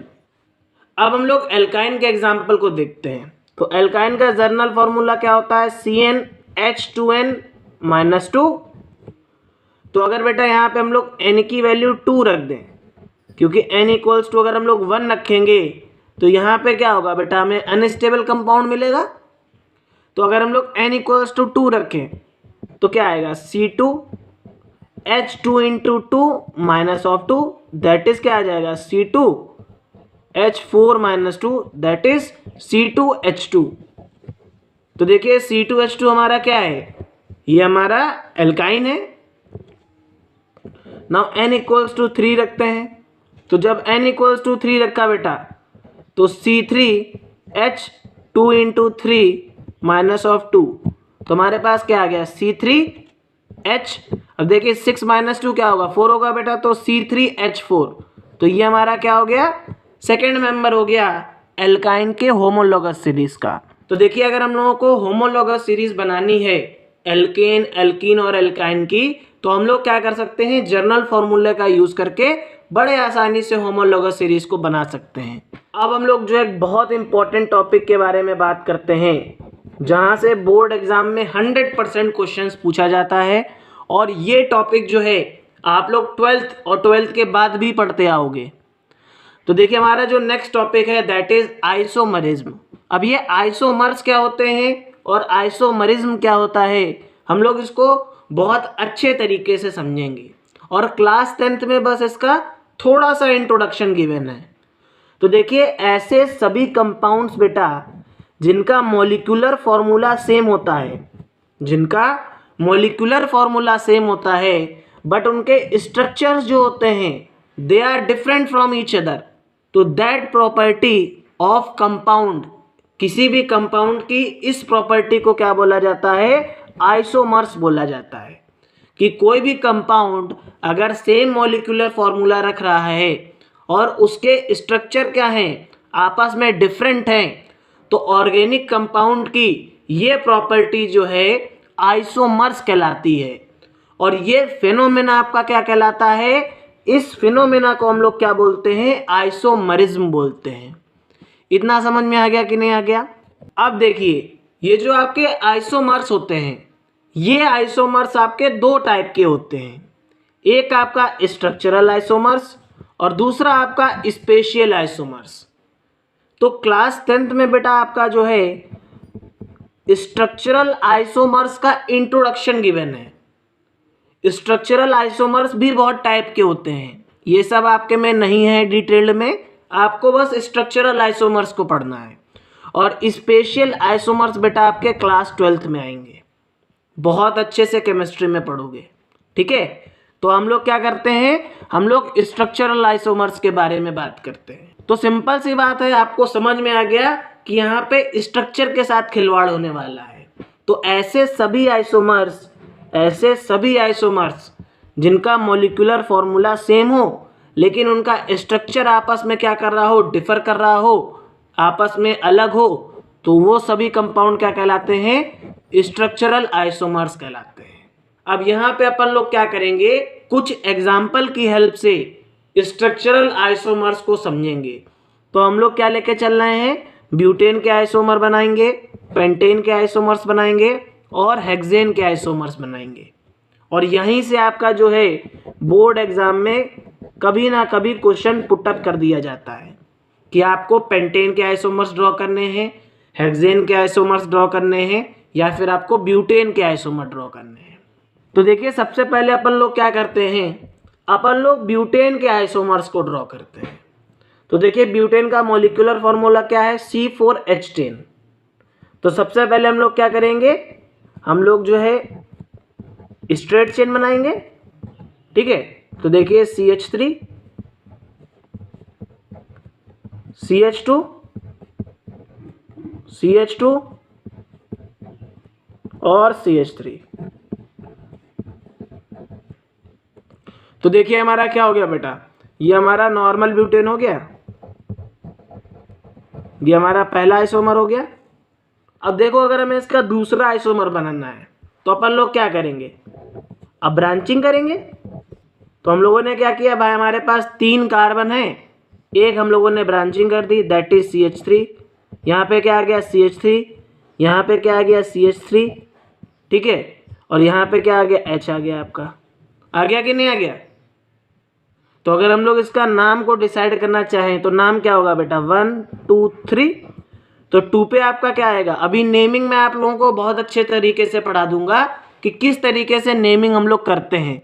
तो देखिए कार्बन के सेकेंड एटम पे क्या लगा हुआ है, मेथाइल ग्रुप लगा हुआ है। तो 2 मेथाइल और 3 कार्बन की चेन है तो प्रोपेन। तो आपका क्या बन गया, 2 मेथाइल प्रोपेन बन गया। तो यहाँ से अगर हम लोग देखें तो हम लोगों के पास बेटा ब्यूटेन के कितने आइसोमर्स बन रहे हैं, हमारे पास ब्यूटेन के 2 आइसोमर्स बन रहे हैं। ठीक, अब अपन लोग क्या करते हैं, हम लोग पेंटेन के आइसोमर्स को बनाने की कोशिश करते हैं। तो देखिए अगर हम लोग फर्स्ट आइसोमर को देखेंगे बेटा, तो ये हमारा स्ट्रेट चेन रहा होगा, 3 4 कार्बन और 5 कार्बन। तो देखिए 5 कार्बन की चेन हो गई। यहाँ पे बेटा क्या जुड़ गया, CH3, यहाँ पे आपका क्या आ गया, CH2, then again CH2, then again CH2, और यहाँ पे आपका क्या आ गया, CH3। तो देखिए आपका क्या बन गया, नॉर्मल पेंटेन बन गया। ये आपका पहला आइसोमर, क्योंकि हम लोग क्या कर रहे हैं, स्ट्रक्चरल आइसोमर बना रहे हैं, तो अगर स्ट्रक्चर डिफरेंट हो जाएगा तो आइसोमर हो जाएगा। अब हम लोग दूसरा आइसोमर बनाते हैं। दूसरा आइसोमर जब बनाएंगे तो बेटा देखिए स्ट्रेट चेन थी, अब हम लोग क्या करेंगे, ब्रांचिंग पे आ जाएंगे। तो हम लोग क्या कर ले रहे हैं, हम लोग 4 कार्बन की चेन ले रहे हैं और यहाँ पे क्या लगा दे रहे हैं, मिथाइल ग्रुप लगा दे रहे हैं। तो देखिए CH3, यहाँ पे देखिए CH2, यहाँ पे देखिए CH, और ये क्या आ गया आपका CH3। अच्छा, अगर आप लोग चाहो तो इस CH3 को भी क्या कर सकते हो बेटा, ओपन कर सकते हो। ठीक है, इसी तरीके से रिप्रेजेंट कर सकते हो। तो देखिए 1 2 3 4, अब 2 पे क्या लगा है, 2 पे मिथाइल ग्रुप लगा है, तो 2 मिथाइल, और कितने कार्बन की चेन है, 4 कार्बन की चेन है, तो 2 मिथाइल ब्यूटेन। ठीक, अब देखिए अपन लोगों ने अभी 4 कार्बन की चेन ली थी, अब हम लोग क्या करेंगे, 3 कार्बन की चेन लेंगे। तो देखिए C और C, यहाँ पे बेटा आपका CH3 आ गया। यहाँ पे अपने लोग क्या करेंगे, यहाँ पे बेटा मिथाइल ग्रुप लगाएंगे, दैट इज CH3। यहाँ पे भी क्या करेंगे, मिथाइल ग्रुप लगाएंगे, दैट इज CH3। ठीक, और यहाँ पे क्या आ गया आपका, CH3 आ गया। ठीक है, तो देखिए 3 हाइड्रोजन, 3 6 3 9 और 12 हाइड्रोजन, हमारे पास 12 हाइड्रोजन हो गए और 5 कार्बन हो गए। तो नेमिंग यहाँ से होगी 1 2 3। तो देखिए 2 पे आपका क्या है बेटा, 2,2 डाई मिथाइल। भाई सेकेंड कार्बन के ऊपर बेटा आपके 2 मिथाइल ग्रुप लगे हैं, तो 2,2 डाई मिथाइल, और ये आपका क्या होगी चेन, 3 कार्बन की चेन है, तो क्या हो जाएगा, प्रोपेन।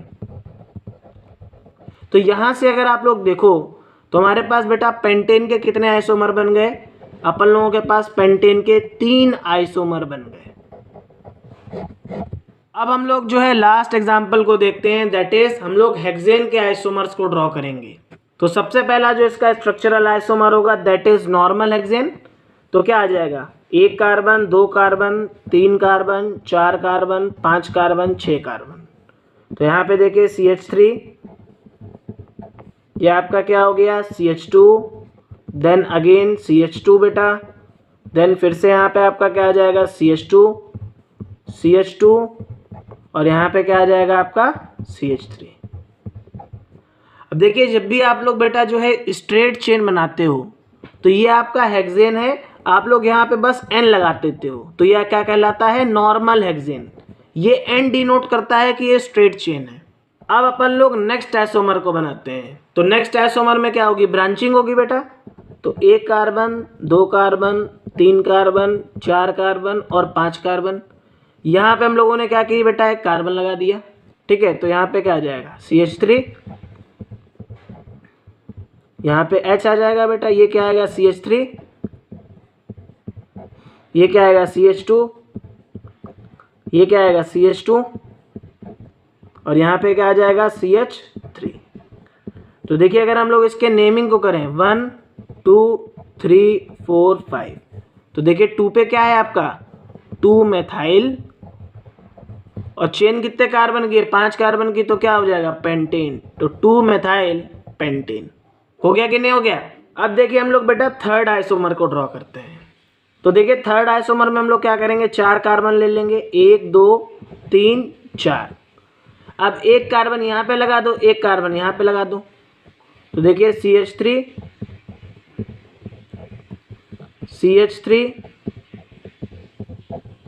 यहाँ पे H आ जाएगा। अगेन ये बेटा आपका क्या है, मेथाइल ग्रुप है, तो CH3 आएगा। आएगा कि नहीं आएगा? देन यहाँ पे क्या आ जाएगा बेटा, CH3, और यहाँ पे आपका एक H आ जाएगा। तो आप जरा काउंट करो तो 3 4 4 3 7 3 10 एक 11 और 3 14, तो 14 हाइड्रोजन हो गए कि नहीं हो गए? अब नेमिंग कर लो 1 2 3 4। तो देखिए बेटा 2,3, देखिए सेकेंड पे भी मिथाइल ग्रुप लगा है, थर्ड पे भी मिथाइल ग्रुप लगा है, तो 2,3 डाई मेथाइल, और चेन कितने की है, 4 कार्बन की, तो आपका क्या हो जाएगा, ब्यूटेन। तो देखिए तीसरा आइसोमर बन गया कि नहीं बन गया? अब अपन लोग लास्ट आइसोमर बनाते हैं, ठीक। अब यहाँ पे देखिए एक कार्बन, दूसरा कार्बन, तीसरा कार्बन और चौथा कार्बन। यहाँ पे अपन लोग क्या कर दे रहे हैं, एक कार्बन और एक कार्बन लगा दे रहे हैं, ठीक। तो देखिए CH3 हो गया बेटा, ये आपका CH2 हो गया, ये आपका क्या हो गया, CH3। इसको आप लोग ओपन कर लेना, ठीक है। ये आपका CH3 हो गया, और ये आपका क्या हो गया, CH3 हो गया, ठीक। तो देखिए 3 3 6 3 9 2 11 और 3 14, 14 हाइड्रोजन हो गए कि नहीं हो गए? और अपन लोगों के पास कितने, 6 कार्बन है, तो 1 2 3 4, ठीक है। तो 2 पे बेटा आपके क्या लगे हैं, 2 मेथाइल ग्रुप लगे हैं, तो 2,2 डाई मेथाइल ब्यूटेन, ठीक है। क्लियर हो गया कि नहीं क्लियर हो गया? तो इस तरीके से आप लोग जो है बेटा बोल सकते हो कि जो हमारे हेक्सेन है इसके 4 आइसोमर्स बनेंगे। कितने आइसोमर्स बनेंगे? 4 आइसोमर्स बनेंगे। अगर और भी कोई आइसोमर आप लोग बना पा रहे हो तो प्लीज़ कमेंट करके मुझे ज़रूर बताइएगा। तो देखिए हम लोगों ने आइसोमरिज्म को बहुत अच्छे तरीके से पढ़ लिया कि आइसोमर्स क्या होते हैं, स्ट्रक्चरल आइसोमर्स क्या होते हैं, और साथ ही साथ हम लोगों ने 3 एल्केन के आइसोमर्स को बना करके भी देखा जो आपके बोर्ड एग्जाम्स में आते हैं अक्सर। अब हम लोग जो है वहाँ पे जो हम लोगों ने नेमिंग करी थी उस नेमिंग को पढ़ने जा रहे हैं। तो हमारा नेक्स्ट टॉपिक क्या है, that is nomenclature of organic compounds. यहाँ पे हम लोग क्या करने जा रहे हैं बेटा, एक्चुअल में जो नॉमेनक्लेचर का मतलब है, इस नॉमेनक्लेचर का मतलब होता है नामकरण। हम लोग क्या करने जा रहे हैं, ऑर्गेनिक कंपाउंड्स की नेमिंग करने जा रहे हैं। तो सबसे पहले आप लोगों के माइंड में क्वेश्चन आएगा कि सर आखिर इस नेमिंग की जरूरत क्या पड़ गई? भाई हर कंट्री में हर जगह पे अलग अलग ऑर्गेनिक कंपाउंड्स के नेम होते थे। भाई अगर जापान में मीथेन को मीथेन बोला जाता है तो अमेरिका में सोच लो उसको मार्स गैस बोला जा रहा था, ठीक है। तो देखिए डिफरेंट डिफरेंट कंट्रीज में क्या हो रहा था कि जो ऑर्गेनिक कंपाउंड थे उनके डिफरेंट डिफरेंट नेम्स थे। उस वजह से क्या होता था कि जब साइंटिस्ट जो थे वर्ल्ड कॉन्फ्रेंस में मिलते थे और कोई भी रिसर्च से रिलेटेड अपनी बातें शेयर करते थे तो उनको बहुत सारी प्रॉब्लम्स आती थी। They are facing a lot of problems while discussing the organic compounds. अब क्योंकि साइंटिस्ट को बहुत ज़्यादा प्रॉब्लम्स हो रही थी, वो कोई भी चीज़ को समझ नहीं पाते थे, डिस्कस नहीं हो पा रहा था, तो साइंटिस्ट ने क्या सोचा कि जितने भी ऑर्गेनिक कंपाउंड्स हैं उनको हम लोग जो है IUPAC के थ्रू क्या करेंगे, नेमिंग प्रोवाइड करेंगे। और वो नेमिंग जो है आपकी पूरे वर्ल्ड में जो है सभी साइंटिस्ट मानेंगे और उसको बड़े आसानी से समझ भी लेंगे। तो इसी वजह से हम लोग क्या करते हैं, IUPAC के थ्रू नेमिंग को सीखते हैं ऑर्गेनिक कंपाउंड्स की। तो IUPAC की फुल फॉर्म कभी कभी पूछ दी जाती है। तो IUPAC की जो फुल फॉर्म होती है बेटा, that is international union of pure and applied chemistry. देखिए IUPAC ने क्या किया, कुछ रूल्स को सेट कर दिया ऑर्गेनिक कंपाउंड्स की नेमिंग करने के लिए, और उसके अकॉर्डिंग क्या होने लगी, उसकी नेमिंग होने लगी। और फिर जो है जब भी साइंटिस्ट मिल रहे थे बड़ा इजीली हर एक चीज को वो समझ पा रहे थे। तो अपन लोग क्या करने जा रहे हैं, IUPAC की नेमिंग को सीखने जा रहे हैं कि किस तरीके से हम लोग क्या कर सकते हैं, ऑर्गेनिक कंपाउंड्स की नेमिंग कर सकते हैं। तो यहाँ पे आप लोगों को 3 चीजें पता होनी चाहिए। प्रीफिक्स का मतलब होता है बेटा पहले, सफिक्स का मतलब होता है बाद में, ठीक है, और वर्ड रूट जो होता है आपका बेटा मेन वर्ड होता है। ये तीन चीज आप लोग समझ लो, ठीक है। इन्हीं तीन चीजों से मिलकर के जो है आपका IUPAC नेम बनेगा। तो सबसे पहले क्या आएगा आपका बेटा, प्रीफिक्स आएगा, देन आपका वर्ड रूट आएगा, और देन आपका क्या आ जाएगा बेटा, सफिक्स आ जाएगा। ये तीनों को जब आप जोड़ दोगे तो आपका IUPAC नेम बन जाएगा किसी भी ऑर्गेनिक कंपाउंड का। तो सबसे पहले अपन लोग क्या करेंगे, हम लोग रूल्स को पढ़ेंगे, रूल्स को सीखेंगे, और उसके बाद हम लोग जो है नेमिंग करेंगे, किस तरीके से ऑर्गेनिक कंपाउंड्स की अपन लोग नेमिंग कर सकते हैं। तो देखिए जो सबसे पहला रूल होता है आपका, that is called the longest chain rule. इसको लॉन्गेस्ट चेन रूल भी बोला जाता है, ठीक है। हम लोग क्या करते हैं इस रूल के तहत, हम लोग कोई भी हमारा जो ऑर्गेनिक कंपाउंड है, सबसे पहले हम लोग जो है जितने नंबर ऑफ कार्बन एटम्स उस कंपाउंड के पास हैं हम लोग ये पता करते हैं। तो मान लो अगर एक कार्बन एटम है तो उसको हम लोग क्या बोलते हैं, जो उसका रूट वर्ड होता है that is called the meth. अगर 2 कार्बन एटम है तो ईथ हो जाएगा, 3 कार्बन एटम है तो प्रॉप हो जाएगा, 4 कार्बन एटम है तो ब्यूट हो जाएगा। और ये रूट वर्ड है, ये आपका मेन वर्ड है बेटा, सेंटर वाला। 5 कार्बन के एटम है तो पेंट हो जाएगा, 6 कार्बन के अगर एटम आ रहे हैं तो हेक्स हो जाएगा। अब किसी ऑर्गेनिक कंपाउंड में 7 कार्बन के एटम आ गए तो हेप्ट हो जाएगा, 8 कार्बन आ गए तो ऑक्ट हो जाएगा, 9 कार्बन के एटम आ गए तो नन हो जाएगा, और अगर 10 कार्बन के एटम आ गए तो डेक हो जाएगा, ठीक है। तो इस तरीके से आप लोगों को जो है ये लर्न करना पड़ेगा। तो देखिए आपको सबसे पहले क्या करना होगा, आपको सबसे पहले जो है नंबर ऑफ कार्बन एटम्स को किसी भी ऑर्गेनिक कंपाउंड्स में खोजना होगा, और उसके बाद जो है अगर उसके पास 5 कार्बन के एटम है तो उसका जो रूट वर्ड हो जाएगा दैट इज पेंट। तो यहाँ पे हम लोग जो है सबसे पहले कार्बन्स को काउंट करते हैं। तो अगर हम लोग फर्स्ट एग्जांपल को देखें तो देखिए 1 2 3 4 5, यहाँ पे कितने कार्बन के एटम हैं, 5 कार्बन के एटम है, तो इसका रूट वर्ड क्या हो गया, पेंट हो गया कि नहीं हो गया।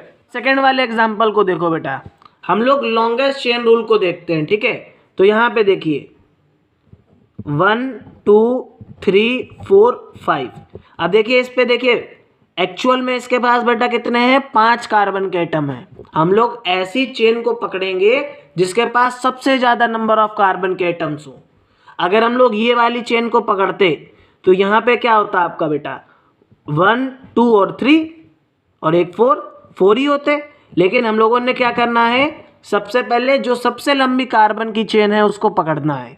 तो 1 2 3 4 5, यहाँ पे आपके कितने कार्बन के एटम है, 5 कार्बन के एटम है, और थर्ड वाले कार्बन के एटम पे क्या लगा हुआ है, आपका एक कार्बन अटैच है, ठीक है। तो यहाँ पे कोई ग्रुप लगा हुआ है, उसके बारे में अपन लोग बाद में बात करेंगे।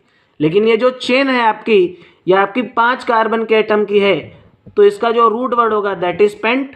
पेंट होगा कि नहीं होगा, आपने कहा सर बिल्कुल होगा, अभी आपने बताया था कि हमको सबसे लॉन्गेस्ट चेन फाइंड करनी है। अब जरा आप लोग जो है इस वाले एग्जाम्पल को देखो, इसमें जो सबसे बड़ी कार्बन की चेन है वो कितने कार्बन के एटम की होगी, जरा काउंट करो मेरे साथ भाई। अगर हम लोग यहाँ से काउंट करें तो 1 2 3 4 5, तो क्या ये 5 सही है, आपने कहा नहीं सर ये 5 सही नहीं है।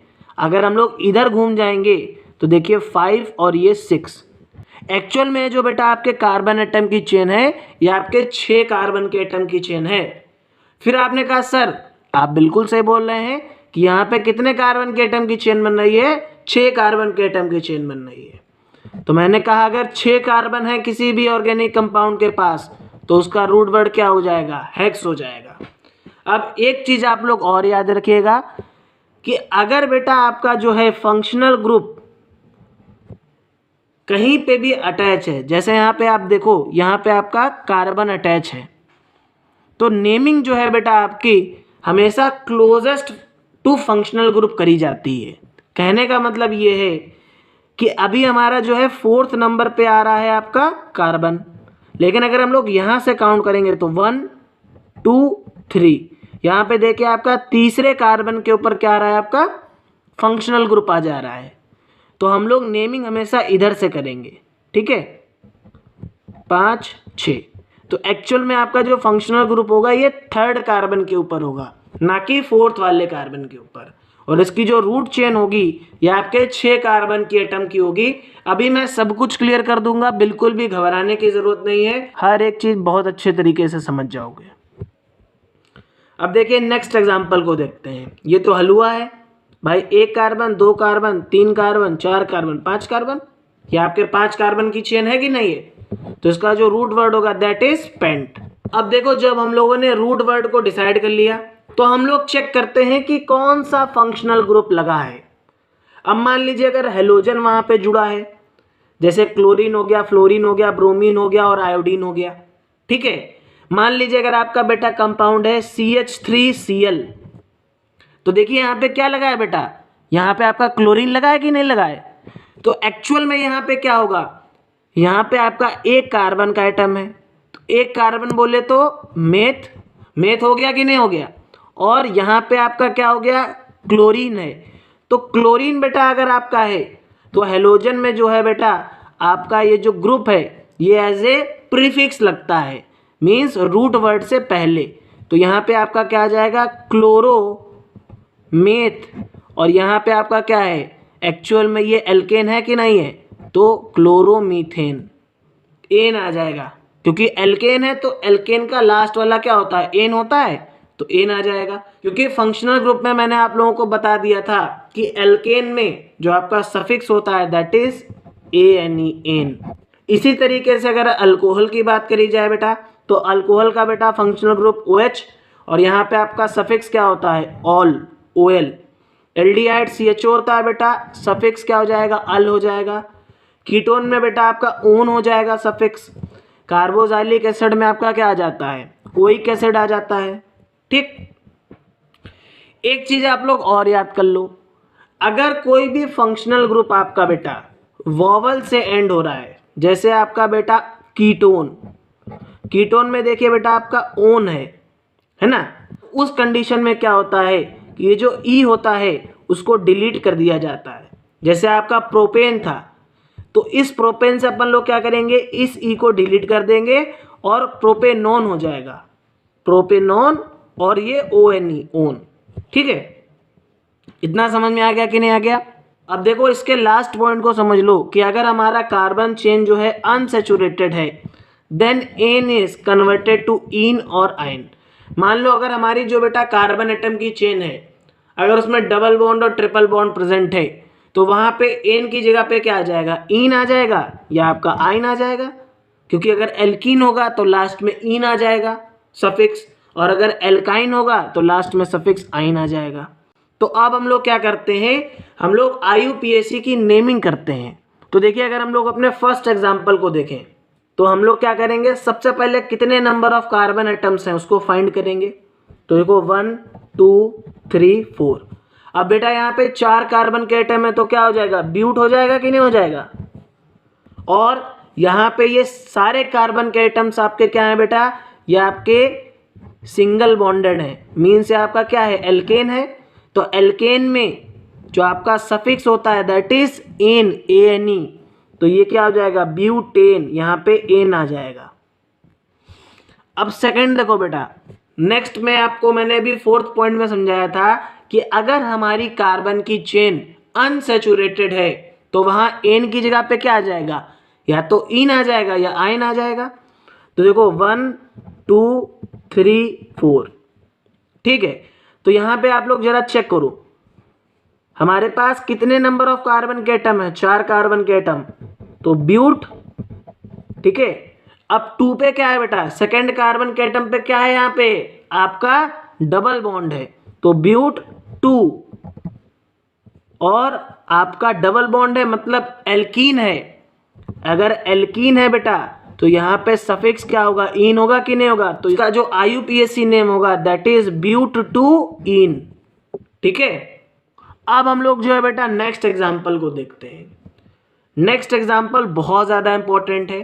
एक चीज़ को आप लोग याद रखिएगा कि जहाँ पे बेटा आपका फंक्शनल ग्रुप लगा होता है, जहाँ पे आपका फंक्शनल ग्रुप लगा होता है हम लोग नेमिंग वहीं से स्टार्ट करते हैं या उस कार्बन के जो क्लोजेस्ट एटम होता है वहाँ से स्टार्ट करते हैं। तो देखिए यहाँ पे आपका क्या है, डबल बॉन्ड है, मीन्स यहाँ पे आपका ग्रुप लगा हुआ है, दैट इज एल्कीन। तो नेमिंग हम लोग इस वाले कार्बन से स्टार्ट करेंगे। तो यहाँ पे 1 2 3 4 5 कितने कार्बन के एटम है, 5 कार्बन के एटम है। तो देखिए क्या आ जाएगा, पेंट। अब कौन से कार्बन के ऊपर डबल बॉन्ड है, फर्स्ट वाले कार्बन के ऊपर डबल बॉन्ड है कि नहीं है, तो फर्स्ट वाले कार्बन के ऊपर डबल बॉन्ड है अगर, तो पेंट 1, तो आपका सफिक्स क्या आ जाएगा, इन, तो पेंट 1 इन हो जाएगा। इसी तरीके से अगर नेक्स्ट एग्जांपल को देखा जाए तो देखिए ये तो बहुत इजी है, 1 2 3 4 यहाँ पे आपके 4 कार्बन के एटम है, तो सिंपल सी बात है, और सारे सिंगल बॉन्डेड हैं। तो 4 कार्बन के एटम है तो बेटा ब्यूट, और अल्केन है तो एन, लास्ट में आपका सफिक्स एन ही आ जाएगा। नेक्स्ट एग्जांपल को देखते हैं बेटा। देखो अगेन बहुत इंपॉर्टेंट है, फंक्शनल ग्रुप बेटा आपका किस कार्बन के क्लोजेस्ट लगा है, इस वाले कार्बन के क्लोजेस्ट लगा है। तो आपका जो नेमिंग होगा वो यहीं से स्टार्ट होगा, मीन्स पहला नंबर आप किसको दोगे, इसको दोगे, तो फर्स्ट सेकेंड और थर्ड, ठीक है। तो यहाँ पे क्या आ जाएगा आपका 1 क्लोरो, पहले पे क्या लगा है, फर्स्ट कार्बन के एटम पे क्लोरो लगा है, 1 क्लोरो। अब पूरी चेन में आपके कितने कार्बन के एटम्स हैं, 3, तो आपका क्या आ जाएगा, प्रोप। और यहाँ पे सारे के सारे सिंगल बॉन्डेड हैं तो एल्केन है कि नहीं है, तो सफिक्स क्या आएगा, एन आ जाएगा, तो 1 क्लोरो प्रोपेन। क्लियर हो गया कि नहीं क्लियर हो गया। अब यहाँ पे बेटा देखो, यहाँ पे आपका फंक्शनल ग्रुप क्या है, एल्डिहाइड है। तो देखिए 1 2 3, ठीक है। तो देखिए यहाँ पे आपके कितने कार्बन के एटम हो गए, 3 कार्बन के एटम हो गए। 3 कार्बन के एटम है तो बेटा प्रोपेन, और देखो एक्चुअल में बेटा पूरा आपका सिंगल बॉन्ड है, एल्केन है, तो प्रोपेन माइनस ई है ना, प्लस अल, क्योंकि यहाँ पे एल्डिहाइड में सफिक्स क्या होगा, अल होगा, तो आपका क्या आ जाएगा, प्रोपेनल। आप इसको ऐसे लिख सकते हो, प्रोपेन 1 पे क्या लगा हुआ है, एल्डिहाइड ग्रुप लगा हुआ है, तो प्रोपेन 1 अल भी हो सकता है या प्रोपेनल भी हो सकता है, दोनों चीजें क्लियर होंगी। अब इस एग्जाम्पल को अगर आप लोग देखो तो यहाँ पे हम लोग कार्बन की चेन को कहाँ से काउंट करेंगे भाई, closest to the functional group, तो 1 2 3 4 5 6, और यहाँ पे क्या आपका ट्रिपल बॉन्ड है, मतलब एल्काइन हो गया ये, तो यहाँ पे लास्ट में सफिक्स क्या आ जाएगा, आइन आ जाएगा। तो देखो कितने कार्बन है इसमें बेटा, 6 कार्बन, मतलब हेक्स, है ना। 1 पे क्या लगा हुआ है बेटा, 1 पे आपका आयन ग्रुप लगा है, तो ये आपका क्या हो जाएगा, हेक्स 1 आयन या हेक्साइन, ठीक है, दोनों आप लोग बोल सकते हो। इतना टिपिकल नेमिंग आपकी नहीं आती है, लेकिन बाकी जितने मैंने आप लोगों को कराए हैं सारे क्वेश्चंस आपके पूछे जा सकते हैं। तो आई होप आप लोगों को नेमिंग अच्छे तरीके से समझ में आई होगी। अगर नहीं समझ में आई है तो इसका डेडिकेटेड वीडियो भी मैं बना दूंगा, आप लोग वहाँ पे और अच्छे तरीके से प्रैक्टिस कर सकते हो। अब हम लोग जो है कार्बन के जितने भी कंपाउंड्स हैं उनकी केमिकल प्रॉपर्टीज़ के बारे में बात करते हैं। तो सबसे पहले बेटा जितने भी आपके कार्बन कंपाउंड्स होते हैं ये कंबंशन रिएक्शंस को शो करते हैं। अब कंबंशन रिएक्शंस क्या होती हैं बेटा, कि जब भी हम लोग जो है बेटा इनका जो है ऑक्सीडेशन कराते हैं, मीन्स जब भी हम लोग जो है इनको ऑक्सीजन की प्रेजेंस में बर्न कराते हैं तो ये क्या करते हैं, हीट और लाइट को प्रोड्यूस करते हैं। तो देखिए कार्बन को जो हम लोगों ने ऑक्सीजन की प्रेजेंस में बर्न कराया तो इसने क्या बनाया, CO2 बनाया और हीट और लाइट प्रोड्यूस करी। इसी तरीके से हम लोगों ने बेटा क्या किया, ये हमारा हाइड्रोकार्बन है दैट इज मीथेन, इसको जो हम लोगों ने बर्न किया ऑक्सीजन की प्रेजेंस में तो इसने क्या बनाया, CO2 बनाया और वाटर बनाया। एक चीज आप लोग याद रखिएगा कि जब भी आपके कंबंशन रिएक्शन होंगे वहां पे जो आपका बाय प्रोडक्ट होगा दैट इज कार्बन डाइऑक्साइड और वाटर, और यहाँ पे ह्यूज अमाउंट में हीट और लाइट एनर्जी प्रोड्यूस होगी। इसी तरीके से बेटा आपका जो अल्कोहल है दैट इज C2H5OH, इसको जो हम लोगों ने बर्न किया तो यहाँ पे क्या मिल गया हमको, CO2 मिल गया, वाटर मिल गया और हीट मिल गई और लाइट मिल गई। तो ये जो लास्ट वाला रिएक्शन है ये बहुत ज़्यादा इंपॉर्टेंट है, आपसे पूछा जा सकता है। अब एक इम्पॉर्टेंट टेस्ट और देख लो, यहाँ से आपका MCQ क्वेश्चन पूछा जा सकता है या आपके एक्टिविटी बेस्ड क्वेश्चन है एक्चुअल में। फ्लेम टेस्ट, तो देखिए जितने भी आपके सैचुरेटेड हाइड्रोकार्बन्स हैं, जब हम लोग जो है इनको बर्न करते हैं तो बिल्कुल क्लीन फ्लेम को प्रोड्यूस करते हैं। आप लोगों ने देखा होगा कि कभी कभी आपके जो घर की गैस होती है वो एकदम ब्लू कलर की जलती है और कभी कभी वो येलो कलर की जलती है। तो जब वो ब्लू कलर की जलती है बेटा, तो वहाँ पे क्या हो रहा है, आपका प्रॉपर बर्निंग हो रही है। और आपका जब वो येलो कलर की जलने लगती है तो वहाँ पे क्या होता है बेटा, आपका कंप्लीट कंबंशन नहीं होता है, वो इनकम्प्लीट कंबंशन होता है किसी भी सैचुरेटेड हाइड्रोकार्बन का। ओके, अब अगर हम लोग अनसैचुरेटेड हाइड्रोकार्बन को देखें बेटा, तो ये जब बर्न करते हैं तो ये येलो कलर की फ्लेम को प्रोड्यूस करते हैं और यहाँ पे आपका क्या होता है, कुछ ब्लैक कलर की स्मोक भी प्रोड्यूस होती है। ठीक है, इतना समझ में आ गया कि नहीं आ गया? नोट करके आप लोग एक पॉइंट को और याद रखना कि अगर हम लोग सैचुरेटेड हाइड्रोकार्बन को लिमिटेड ऑक्सीजन प्रोवाइड करते हैं तो इनका भी क्या होने लगता है, इनकम्प्लीट कंबंशन होने लगता है, ये भी कंप्लीटली बर्न नहीं कर पाते हैं। अब हम लोग जो है बेटा नेक्स्ट रिएक्शन को देखते हैं, दैट इज ऑक्सीडेशन रिएक्शन। तो जितने भी आपके बेटा जो हैं कार्बन के कंपाउंड्स होते हैं ये आसानी से ऑक्सीडेशन रिएक्शंस को शो करते हैं। तो देखिए अगर हम लोग इथेनॉल की बात करें तो इथेनॉल हमारा क्या ऑर्गेनिक कंपाउंड है। जैसे ही बेटा हम लोग जो है इसको एल्कलाइन KMnO4 के प्रेजेंस में लाते हैं तो क्या होता है बेटा, ये आपका इथेनोइक एसिड में कन्वर्ट कर जाता है। तो देखिए यहाँ पे आपके पास सिर्फ एक ऑक्सीजन का एटम था, यहाँ पे 2 ऑक्सीजन के एटम हो गए। तो देखिए आपका ऑक्सीडेशन रिएक्शन हो रहा है कि नहीं हो रहा है? तो जितने भी आपके कार्बन के कंपाउंड्स होते हैं ये बड़े आसानी से ऑक्सीडेशन रिएक्शंस को शो करते हैं in the presence of any oxidising agent. अब ऑक्सीडाइजिंग एजेंट आपके क्या होते हैं बेटा, ऑक्सीडाइजिंग एजेंट्स आपके ऐसे सब्सटेंस होते हैं जो किसी भी दूसरे ऑर्गेनिक कंपाउंड में क्या कर देते हैं, ऑक्सीजन एटम्स को ऐड करने के लिए केपेबल होते हैं। जैसे यहाँ पे आप लोग देखो, इथेनॉल था, इसके पास एक ऑक्सीजन का एटम था, लेकिन पोटेशियम डाइक्रोमेट सॉल्यूशन ने क्या किया, यहाँ पे आपका एक ऑक्सीजन को ऐड कर दिया। तो ये आपका ऑक्सीडाइजिंग एजेंट हो गया कि नहीं हो गया? समझ में आ गया कि नहीं आ गया? यहाँ से क्वेश्चन हमेशा पूछा जाता है। तो देखिए अब हम लोग जो है अपने नेक्स्ट टॉपिक को देखते हैं, दैट इज एडिशन रिएक्शन।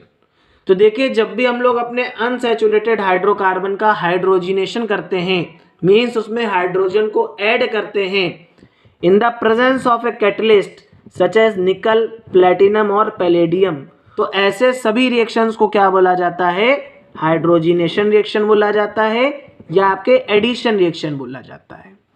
तो जनरली यहाँ पे बेटा हमारा क्या होता है, यहाँ पे हमारा अनसैचुरेटेड कंपाउंड होता है। अब हम लोगों ने क्या किया, हाइड्रोजन के साथ इसकी रिएक्शन कराई और यहाँ पे कैटलिस्ट के तौर पे हम लोग क्या यूज करते हैं, निकल, प्लेटिनम और पैलेडियम को। कैटलिस्ट आपके ऐसे सब्सटेंस होते हैं जो किसी भी रिएक्शन की रेट को क्या कर देते हैं, या तो इंक्रीज कर देते हैं या डिक्रीज कर देते हैं। ठीक है, तो यहाँ पे क्या होगा बेटा, ये जो आपका अनसैचुरेटेड हाइड्रोकार्बन था ये किस में कन्वर्ट हो गया, ये आपके सैचुरेटेड हाइड्रोकार्बन में कन्वर्ट हो गया। ठीक है, तो ऐसे सभी रिएक्शंस आपके क्या कहलाते हैं, हाइड्रोजिनेशन रिएक्शंस कहलाते हैं या एडिशन रिएक्शंस कहलाते हैं। यहाँ पे आप लोग जो है कैटलिस्ट को समझ लो। तो कैटलिस्ट आपके ऐसे सब्सटेंस होते हैं जो आपके रिएक्शन की रेट को या तो इंक्रीज कर देते हैं या फिर वो उसको डिक्रीज कर देते हैं। ठीक है, एग्जाम्पल के तौर पे आपका निकल, प्लेटिनम, पैलेडियम, ये सब क्या है, आपके कैटलिस्ट है।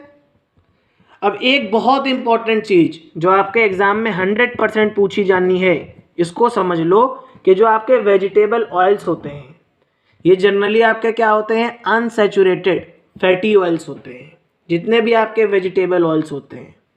ठीक है, और ये आपके हेल्थ के लिए बहुत ज़्यादा अच्छे होते हैं। जब हम लोग इनका हाइड्रोजिनेशन करा देते हैं तो ये आपके वेजिटेबल घी में कन्वर्ट हो जाते हैं।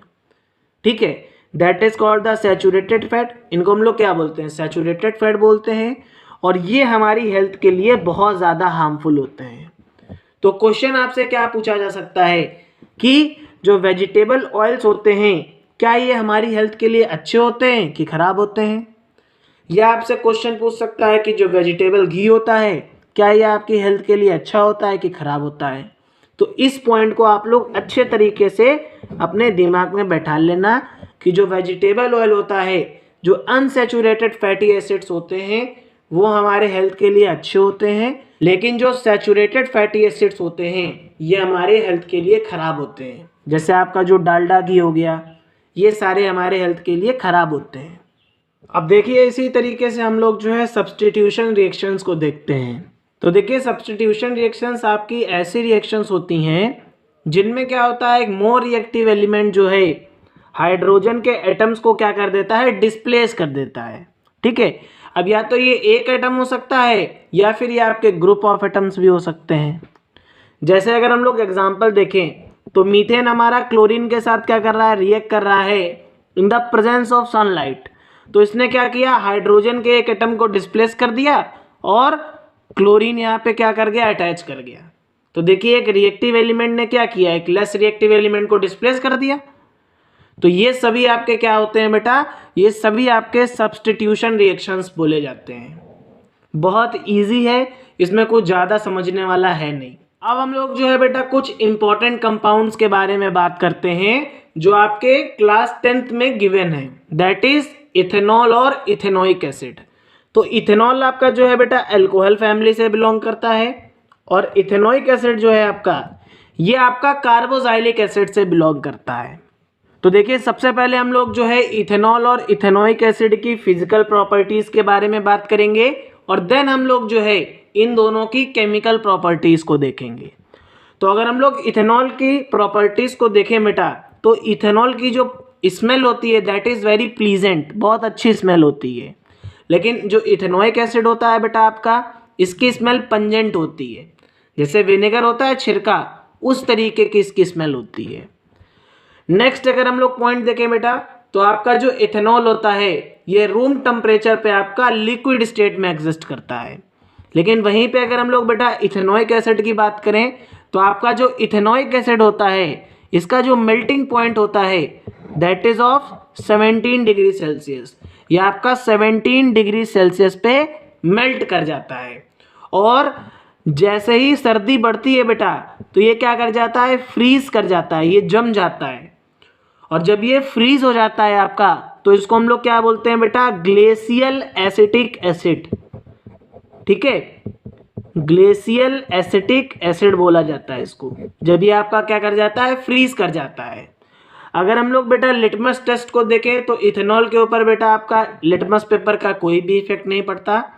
लेकिन वहीं पे अगर हम लोग इथेनोइक एसिड की बात करें तो क्योंकि इथेनोइक एसिड हमारा एक वीक एसिड होता है तो ये ब्लू लिटमस को क्या करता है, रेड कलर में कन्वर्ट कर देता है। तो नोट करके आप लोग दो पॉइंट्स को याद रखिएगा कि जब हमारा इथेनोइक एसिड फ्रीज हो जाता है तो इसको क्या बोला जाता है, ग्लेशियल एसिटिक एसिड बोला जाता है। नेक्स्ट बहुत इंपॉर्टेंट पॉइंट है, मल्टीपल चॉइस क्वेश्चन यहाँ से पूछा जाता है कि 5 to 8% ऑफ इथेनोइक एसिड हमारा क्या कहलाता है, विनेगर कहलाता है। तो अगर हमारा जो वाटर है उसमें 5 से लेकर 8% तक की इथेनोइक एसिड प्रेजेंट है तो उस सोल्यूशन को हम लोग क्या बोलते हैं, विनेगर बोलते हैं। अब हम लोग जो है बेटा केमिकल प्रॉपर्टीज की बात करते हैं इथेनॉल की। तो इथेनॉल बेटा हमारा क्या होता है, इसका मॉलिक्यूलर फॉर्मूला होता है C2H5OH। तो सबसे पहले हम लोग इसकी सोडियम के साथ रिएक्शन कराते हैं। तो देखिए इथेनॉल बेटा जब आपका सोडियम के साथ रिएक्ट करता है तो ये क्या बनाता है, आपका सोडियम एथॉक्साइड बनाता है, दैट इज CH3CH2ONA। और यहाँ पे आपका हाइड्रोजन गैस लिबरेट कर जाती है। इसी तरीके से बेटा आपका जो है जो इथेनॉल होता है ये डिहाइड्रेशन रिएक्शन को भी शो करता है। तो सबसे पहले अपन लोग समझ लेते हैं कि आखिर ये डिहाइड्रेटिंग एजेंट्स क्या होते हैं। तो ऐसे सभी सब्सटेंस बेटा जो किसी भी ऑर्गेनिक कंपाउंड से क्या करें, वाटर को रिमूव कर दें, तो वो सारे सब्सटेंसेस हमारे क्या कहलाते हैं, डिहाइड्रेटिंग एजेंट्स कहलाते हैं। और ये जो पूरा फिनोमेना होता है, ये जो पूरी रिएक्शन हो रही होती है that is called the dehydration reaction. तो देखिए कंसंट्रेटेड H2SO4 आपका क्या होता है बेटा, ये आपका डिहाइड्रेटिंग एजेंट होता है। तो देखिए जब हम लोग जो है इथेनॉल को कंसंट्रेटेड H2SO4 की प्रेजेंस में हीट करते हैं तो यहाँ पे हमको क्या मिलता है, एथीन मिलता है। और वाटर हमारा क्या कर जाता है, रिलीज कर जाता है।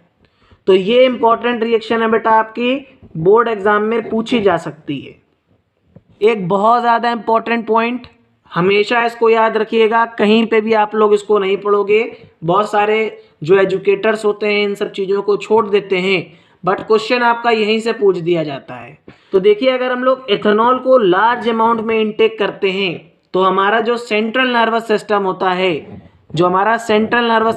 है, वो आपका डिप्रेस फील करने लगता है, ठीक है, और बहुत सारी हम लोगों को दिक्कतें आ जाती हैं। लेकिन वहीं पे अगर हम लोग मेथनॉल की बात करें, ये क्वेश्चन भी है आपका एनसीईआरटी एग्जाम्पलर में, कि अगर हम लोग मेथनॉल को लिटिल अमाउंट में ले लेते हैं तो इससे हमारी डेथ तक हो सकती है।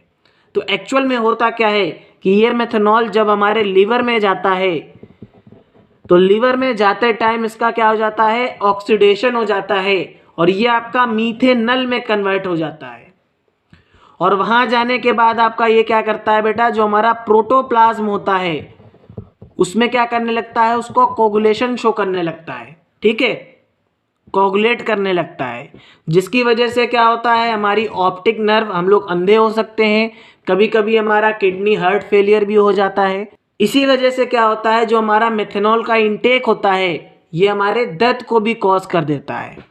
अब हम लोग जो है अगेन बहुत इंपॉर्टेंट टर्म को समझते हैं, that is called the denatured alcohol, very very important. तो देखिए, जो इथेनॉल होता है, जब हम लोग जो है इसमें कुछ पॉइजनस सब्सटेंस को ऐड कर देते हैं, ठीक है, और इसको अनफिट बना देते हैं ड्रिंकिंग पर्पस के लिए, तो उस अल्कोहल को या उस इथेनॉल को हम लोग क्या बोलते हैं, डीनेचर्ड अल्कोहल बोलते हैं, ठीक है। तो अल्कोहल या ethanol unfit for drinking purpose by adding poisonous substances called denatured alcohol, क्या बोला जाता है, डीनेचर्ड अल्कोहल बोला जाता है इसको।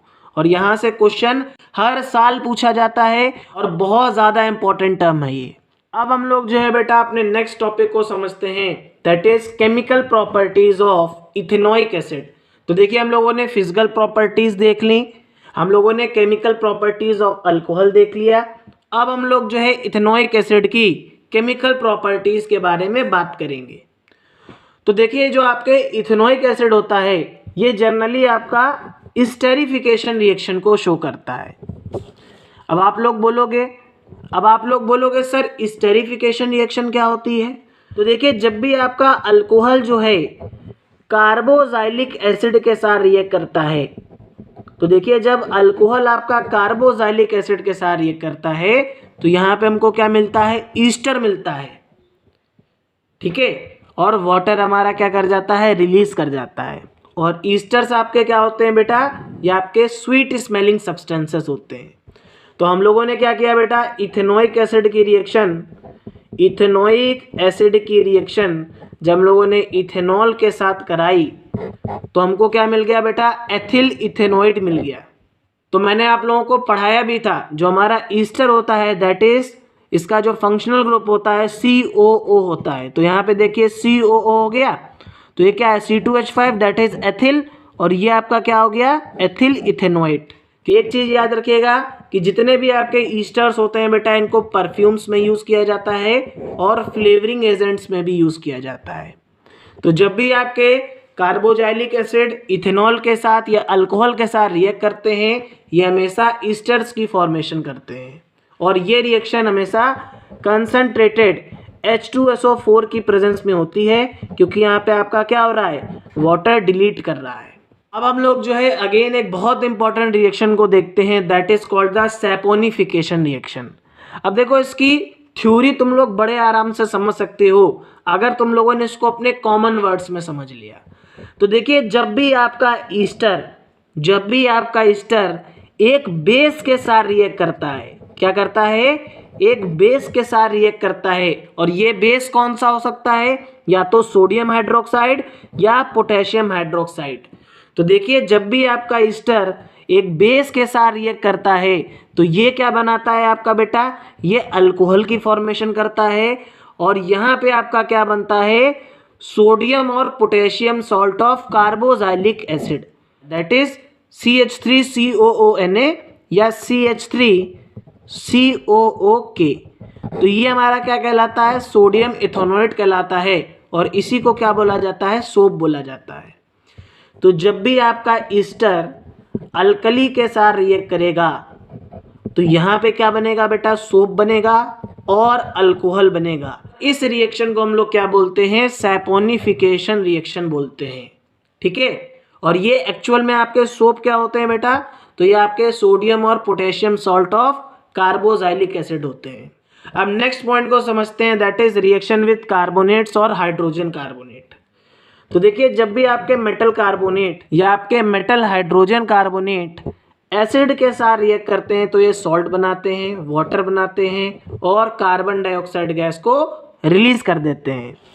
तो देखिए हमारा क्या है, सोडियम कार्बोनेट जब इसने इथेनोइक एसिड के साथ रिएक्ट किया तो क्या बनाया, आपका क्या कहते हैं, सॉल्ट बनाया, दैट इज सोडियम इथेनोएट। और यहाँ पे कार्बन डाइऑक्साइड गैस प्रोड्यूस हुई और वाटर प्रोड्यूस हुआ।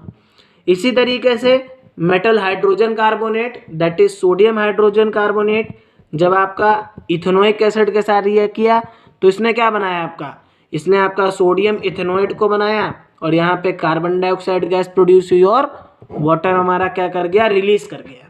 तो ये आप लोगों ने एसिड, बेस और सॉल्ट में भी पढ़ा होगा। तो ये बहुत कॉमन रिएक्शन है, याद रखिएगा आप लोग बेटा। जो आपका इथेनॉल होता है, ये जो आपका इथेनॉल होता है, ये मेटल कार्बोनेट और मेटल हाइड्रोजन कार्बोनेट के साथ कोई भी रिएक्शन को शो नहीं करता है, यहाँ पे कोई रिएक्शन ही नहीं होती है। तो अगर आपसे डिफरेंस पूछा जाए तो आप लोग डिफरेंस भी बता सकते हो। अब हम लोग जो है बेटा बहुत इंपॉर्टेंट टर्म को समझते हैं जो आपके क्लास 12th में भी आता है, क्लास 10th में भी है, सोप एंड डिटर्जेंट। तो सोप एक्चुअल में आपके क्या होते हैं बेटा, तो ये आपके जो है सोडियम और potassium salt of carboxylic acids होते हैं। तो आप लोग क्या बोल सकते हो, they are the long chain of fatty acids और सोडियम और पोटेशियम सॉल्ट। ठीक है, तो जर्नल फॉर्मूला इनका क्या होता है बेटा, RCOO माइनस Na+, या आप लोग इसको बोल सकते हो RCOONA। ठीक है, तो आपका जो CH3COONA बन रहा था दैट इज सोडियम इथेनोएट, ये आपका क्या था, ये आपका सोप था। इसी तरीके से अगर आपसे वो एग्जाम्पल पूछ देते हैं तो एक जर्नल एग्जाम्पल है दैट इज C17H35COONA। तो ये आपका क्या है बेटा, सोप का एग्जाम्पल हो जाएगा। लेकिन अगर हम लोग डिटर्जेंट की बात करें बेटा, तो डिटर्जेंट हमारे क्या होते हैं, long chain of fatty acids of ammonium और सल्फोनेट सॉल्ट्स। तो वहाँ पे आपके सोडियम और पोटेशियम सॉल्ट थे, लेकिन यहाँ पे आपका अमोनियम और सल्फोनेट सॉल्ट है। तो इनको हम लोग क्या बोलते हैं, डिटर्जेंट बोलते हैं।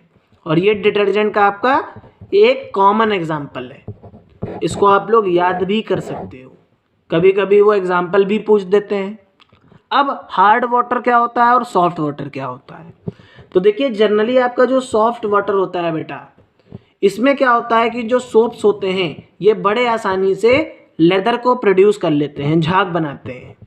लेकिन वहीं पे अगर हम लोग हार्ड वाटर की बात करें तो जब हमारे वाटर के पास बेटा क्या प्रेजेंट होता है, कैल्शियम और मैग्नीशियम के बाइकार्बोनेट प्रेजेंट हो, क्लोराइड्स प्रेजेंट हो, सल्फेट्स प्रेजेंट हो, for example calcium chloride, magnesium chloride, calcium sulphate, magnesium sulphate, तो ये हमारा क्या करता है, ये हमारा हार्ड वाटर बना देता है।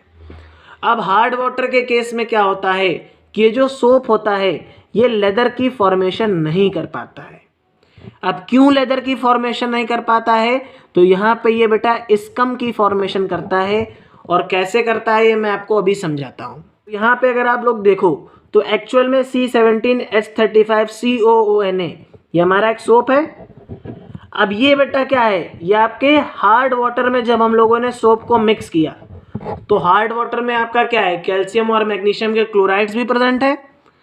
तो ये सोप मैग्नीशियम क्लोराइड के साथ रिएक्ट कर रहा है और एक कंपाउंड को बना रहा है दैट इज C17H35COO का होल ट्वाइस Mg, जिसको हम लोग क्या बोल रहे हैं, स्कम बोल रहे हैं। और ये क्या कर रहा है बेटा, ये कंप्लीटली डिसॉल्व नहीं हो पा रहा है।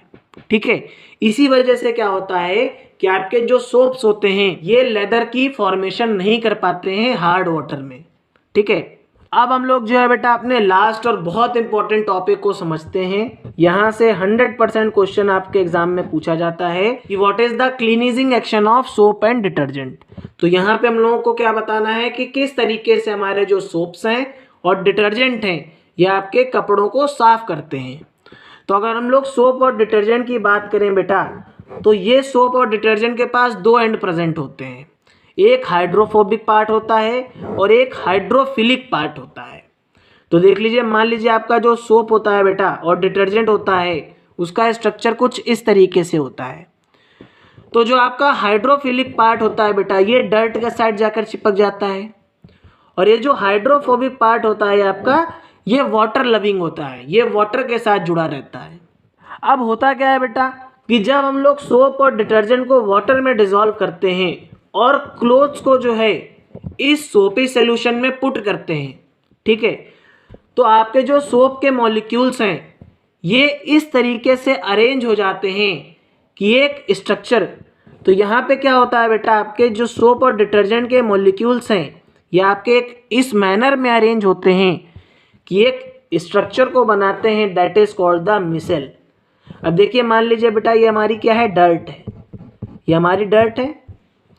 अब यहाँ पे बेटा डर्ट के साइड हमारा क्या जुड़ रहा था, हाइड्रोफिलिक पार्ट जुड़ रहा था, और हाइड्रोफोबिक पार्ट ये हमारा वाटर के साथ जुड़ा रहा। तो ये जो आपका स्ट्रक्चर बनना है इस स्ट्रक्चर को क्या बोला जाता है, मिसेल बोला जाता है, ठीक है। अब ऐसा क्यों हो रहा है, क्योंकि हमारा जो हाइड्रोफिलिक पार्ट है, जो हमारा हाइड्रोफिलिक पार्ट है ये हाइड्रोफिलिक पार्ट जो है बेटा आपका डर्ट के साइड जुड़ जाता है, और आपका जो हाइड्रोफोबिक पार्ट होता है ना, ये आपका वाटर के साथ जुड़ जाता है। तो इसी वजह से क्या होता है, यहाँ पे आपके मिशल की फॉर्मेशन होती है। अब इन क्लोथ्स को बेटा जब हम लोग रब करते हैं और बीट करते हैं तो ये आपके मिशल्स क्या करते हैं, रिमूव हो जाते हैं। और जब ये मिशल रिमूव होते हैं तो अपने साथ ये क्या करते हैं, क्योंकि ये डर्ट के साथ चिपक जाते हैं तो ये अपने साथ क्या करते हैं बेटा, डर्ट को भी लेकर के चले जाते हैं। तो इस तरीके से हमारे क्या हो जाते हैं बेटा, जो क्लोथ्स होते हैं वो क्लीन हो जाते हैं। तो ये सारे स्टेप्स को आपको लिखना होगा जब आपसे बोर्ड एग्जाम में वो क्लीनिजिंग एक्शन के बारे में बात करेगा, और बहुत इंपॉर्टेंट क्वेश्चन है, हमेशा आपके बोर्ड एग्जाम में पूछा जाता है। तो देखिए इस तरीके से हम लोगों ने जो है कार्बन एंड इट्स कंपाउंड के पूरे चैप्टर को फिनिश कर लिया। आई होप आप लोगों को वीडियो अच्छा लगा होगा। अगर वीडियो अच्छा लगा हो तो प्लीज़ चैनल को सब्सक्राइब करिएगा, वीडियो को अपने फ्रेंड्स के साथ खूब शेयर करिएगा। साथ ही साथ जो है अगर आप लोगों को नोट्स की PDF को डाउनलोड करना है तो टेलीग्राम चैनल पे आप लोग जुड़ जाइए। वहाँ पे मैंने सभी चैप्टर्स, सभी एक्सरसाइज के क्वेश्चंस, एग्जाम्पलर क्वेश्चंस के सॉल्यूशंस के साथ PDF प्रोवाइड कर रखा है।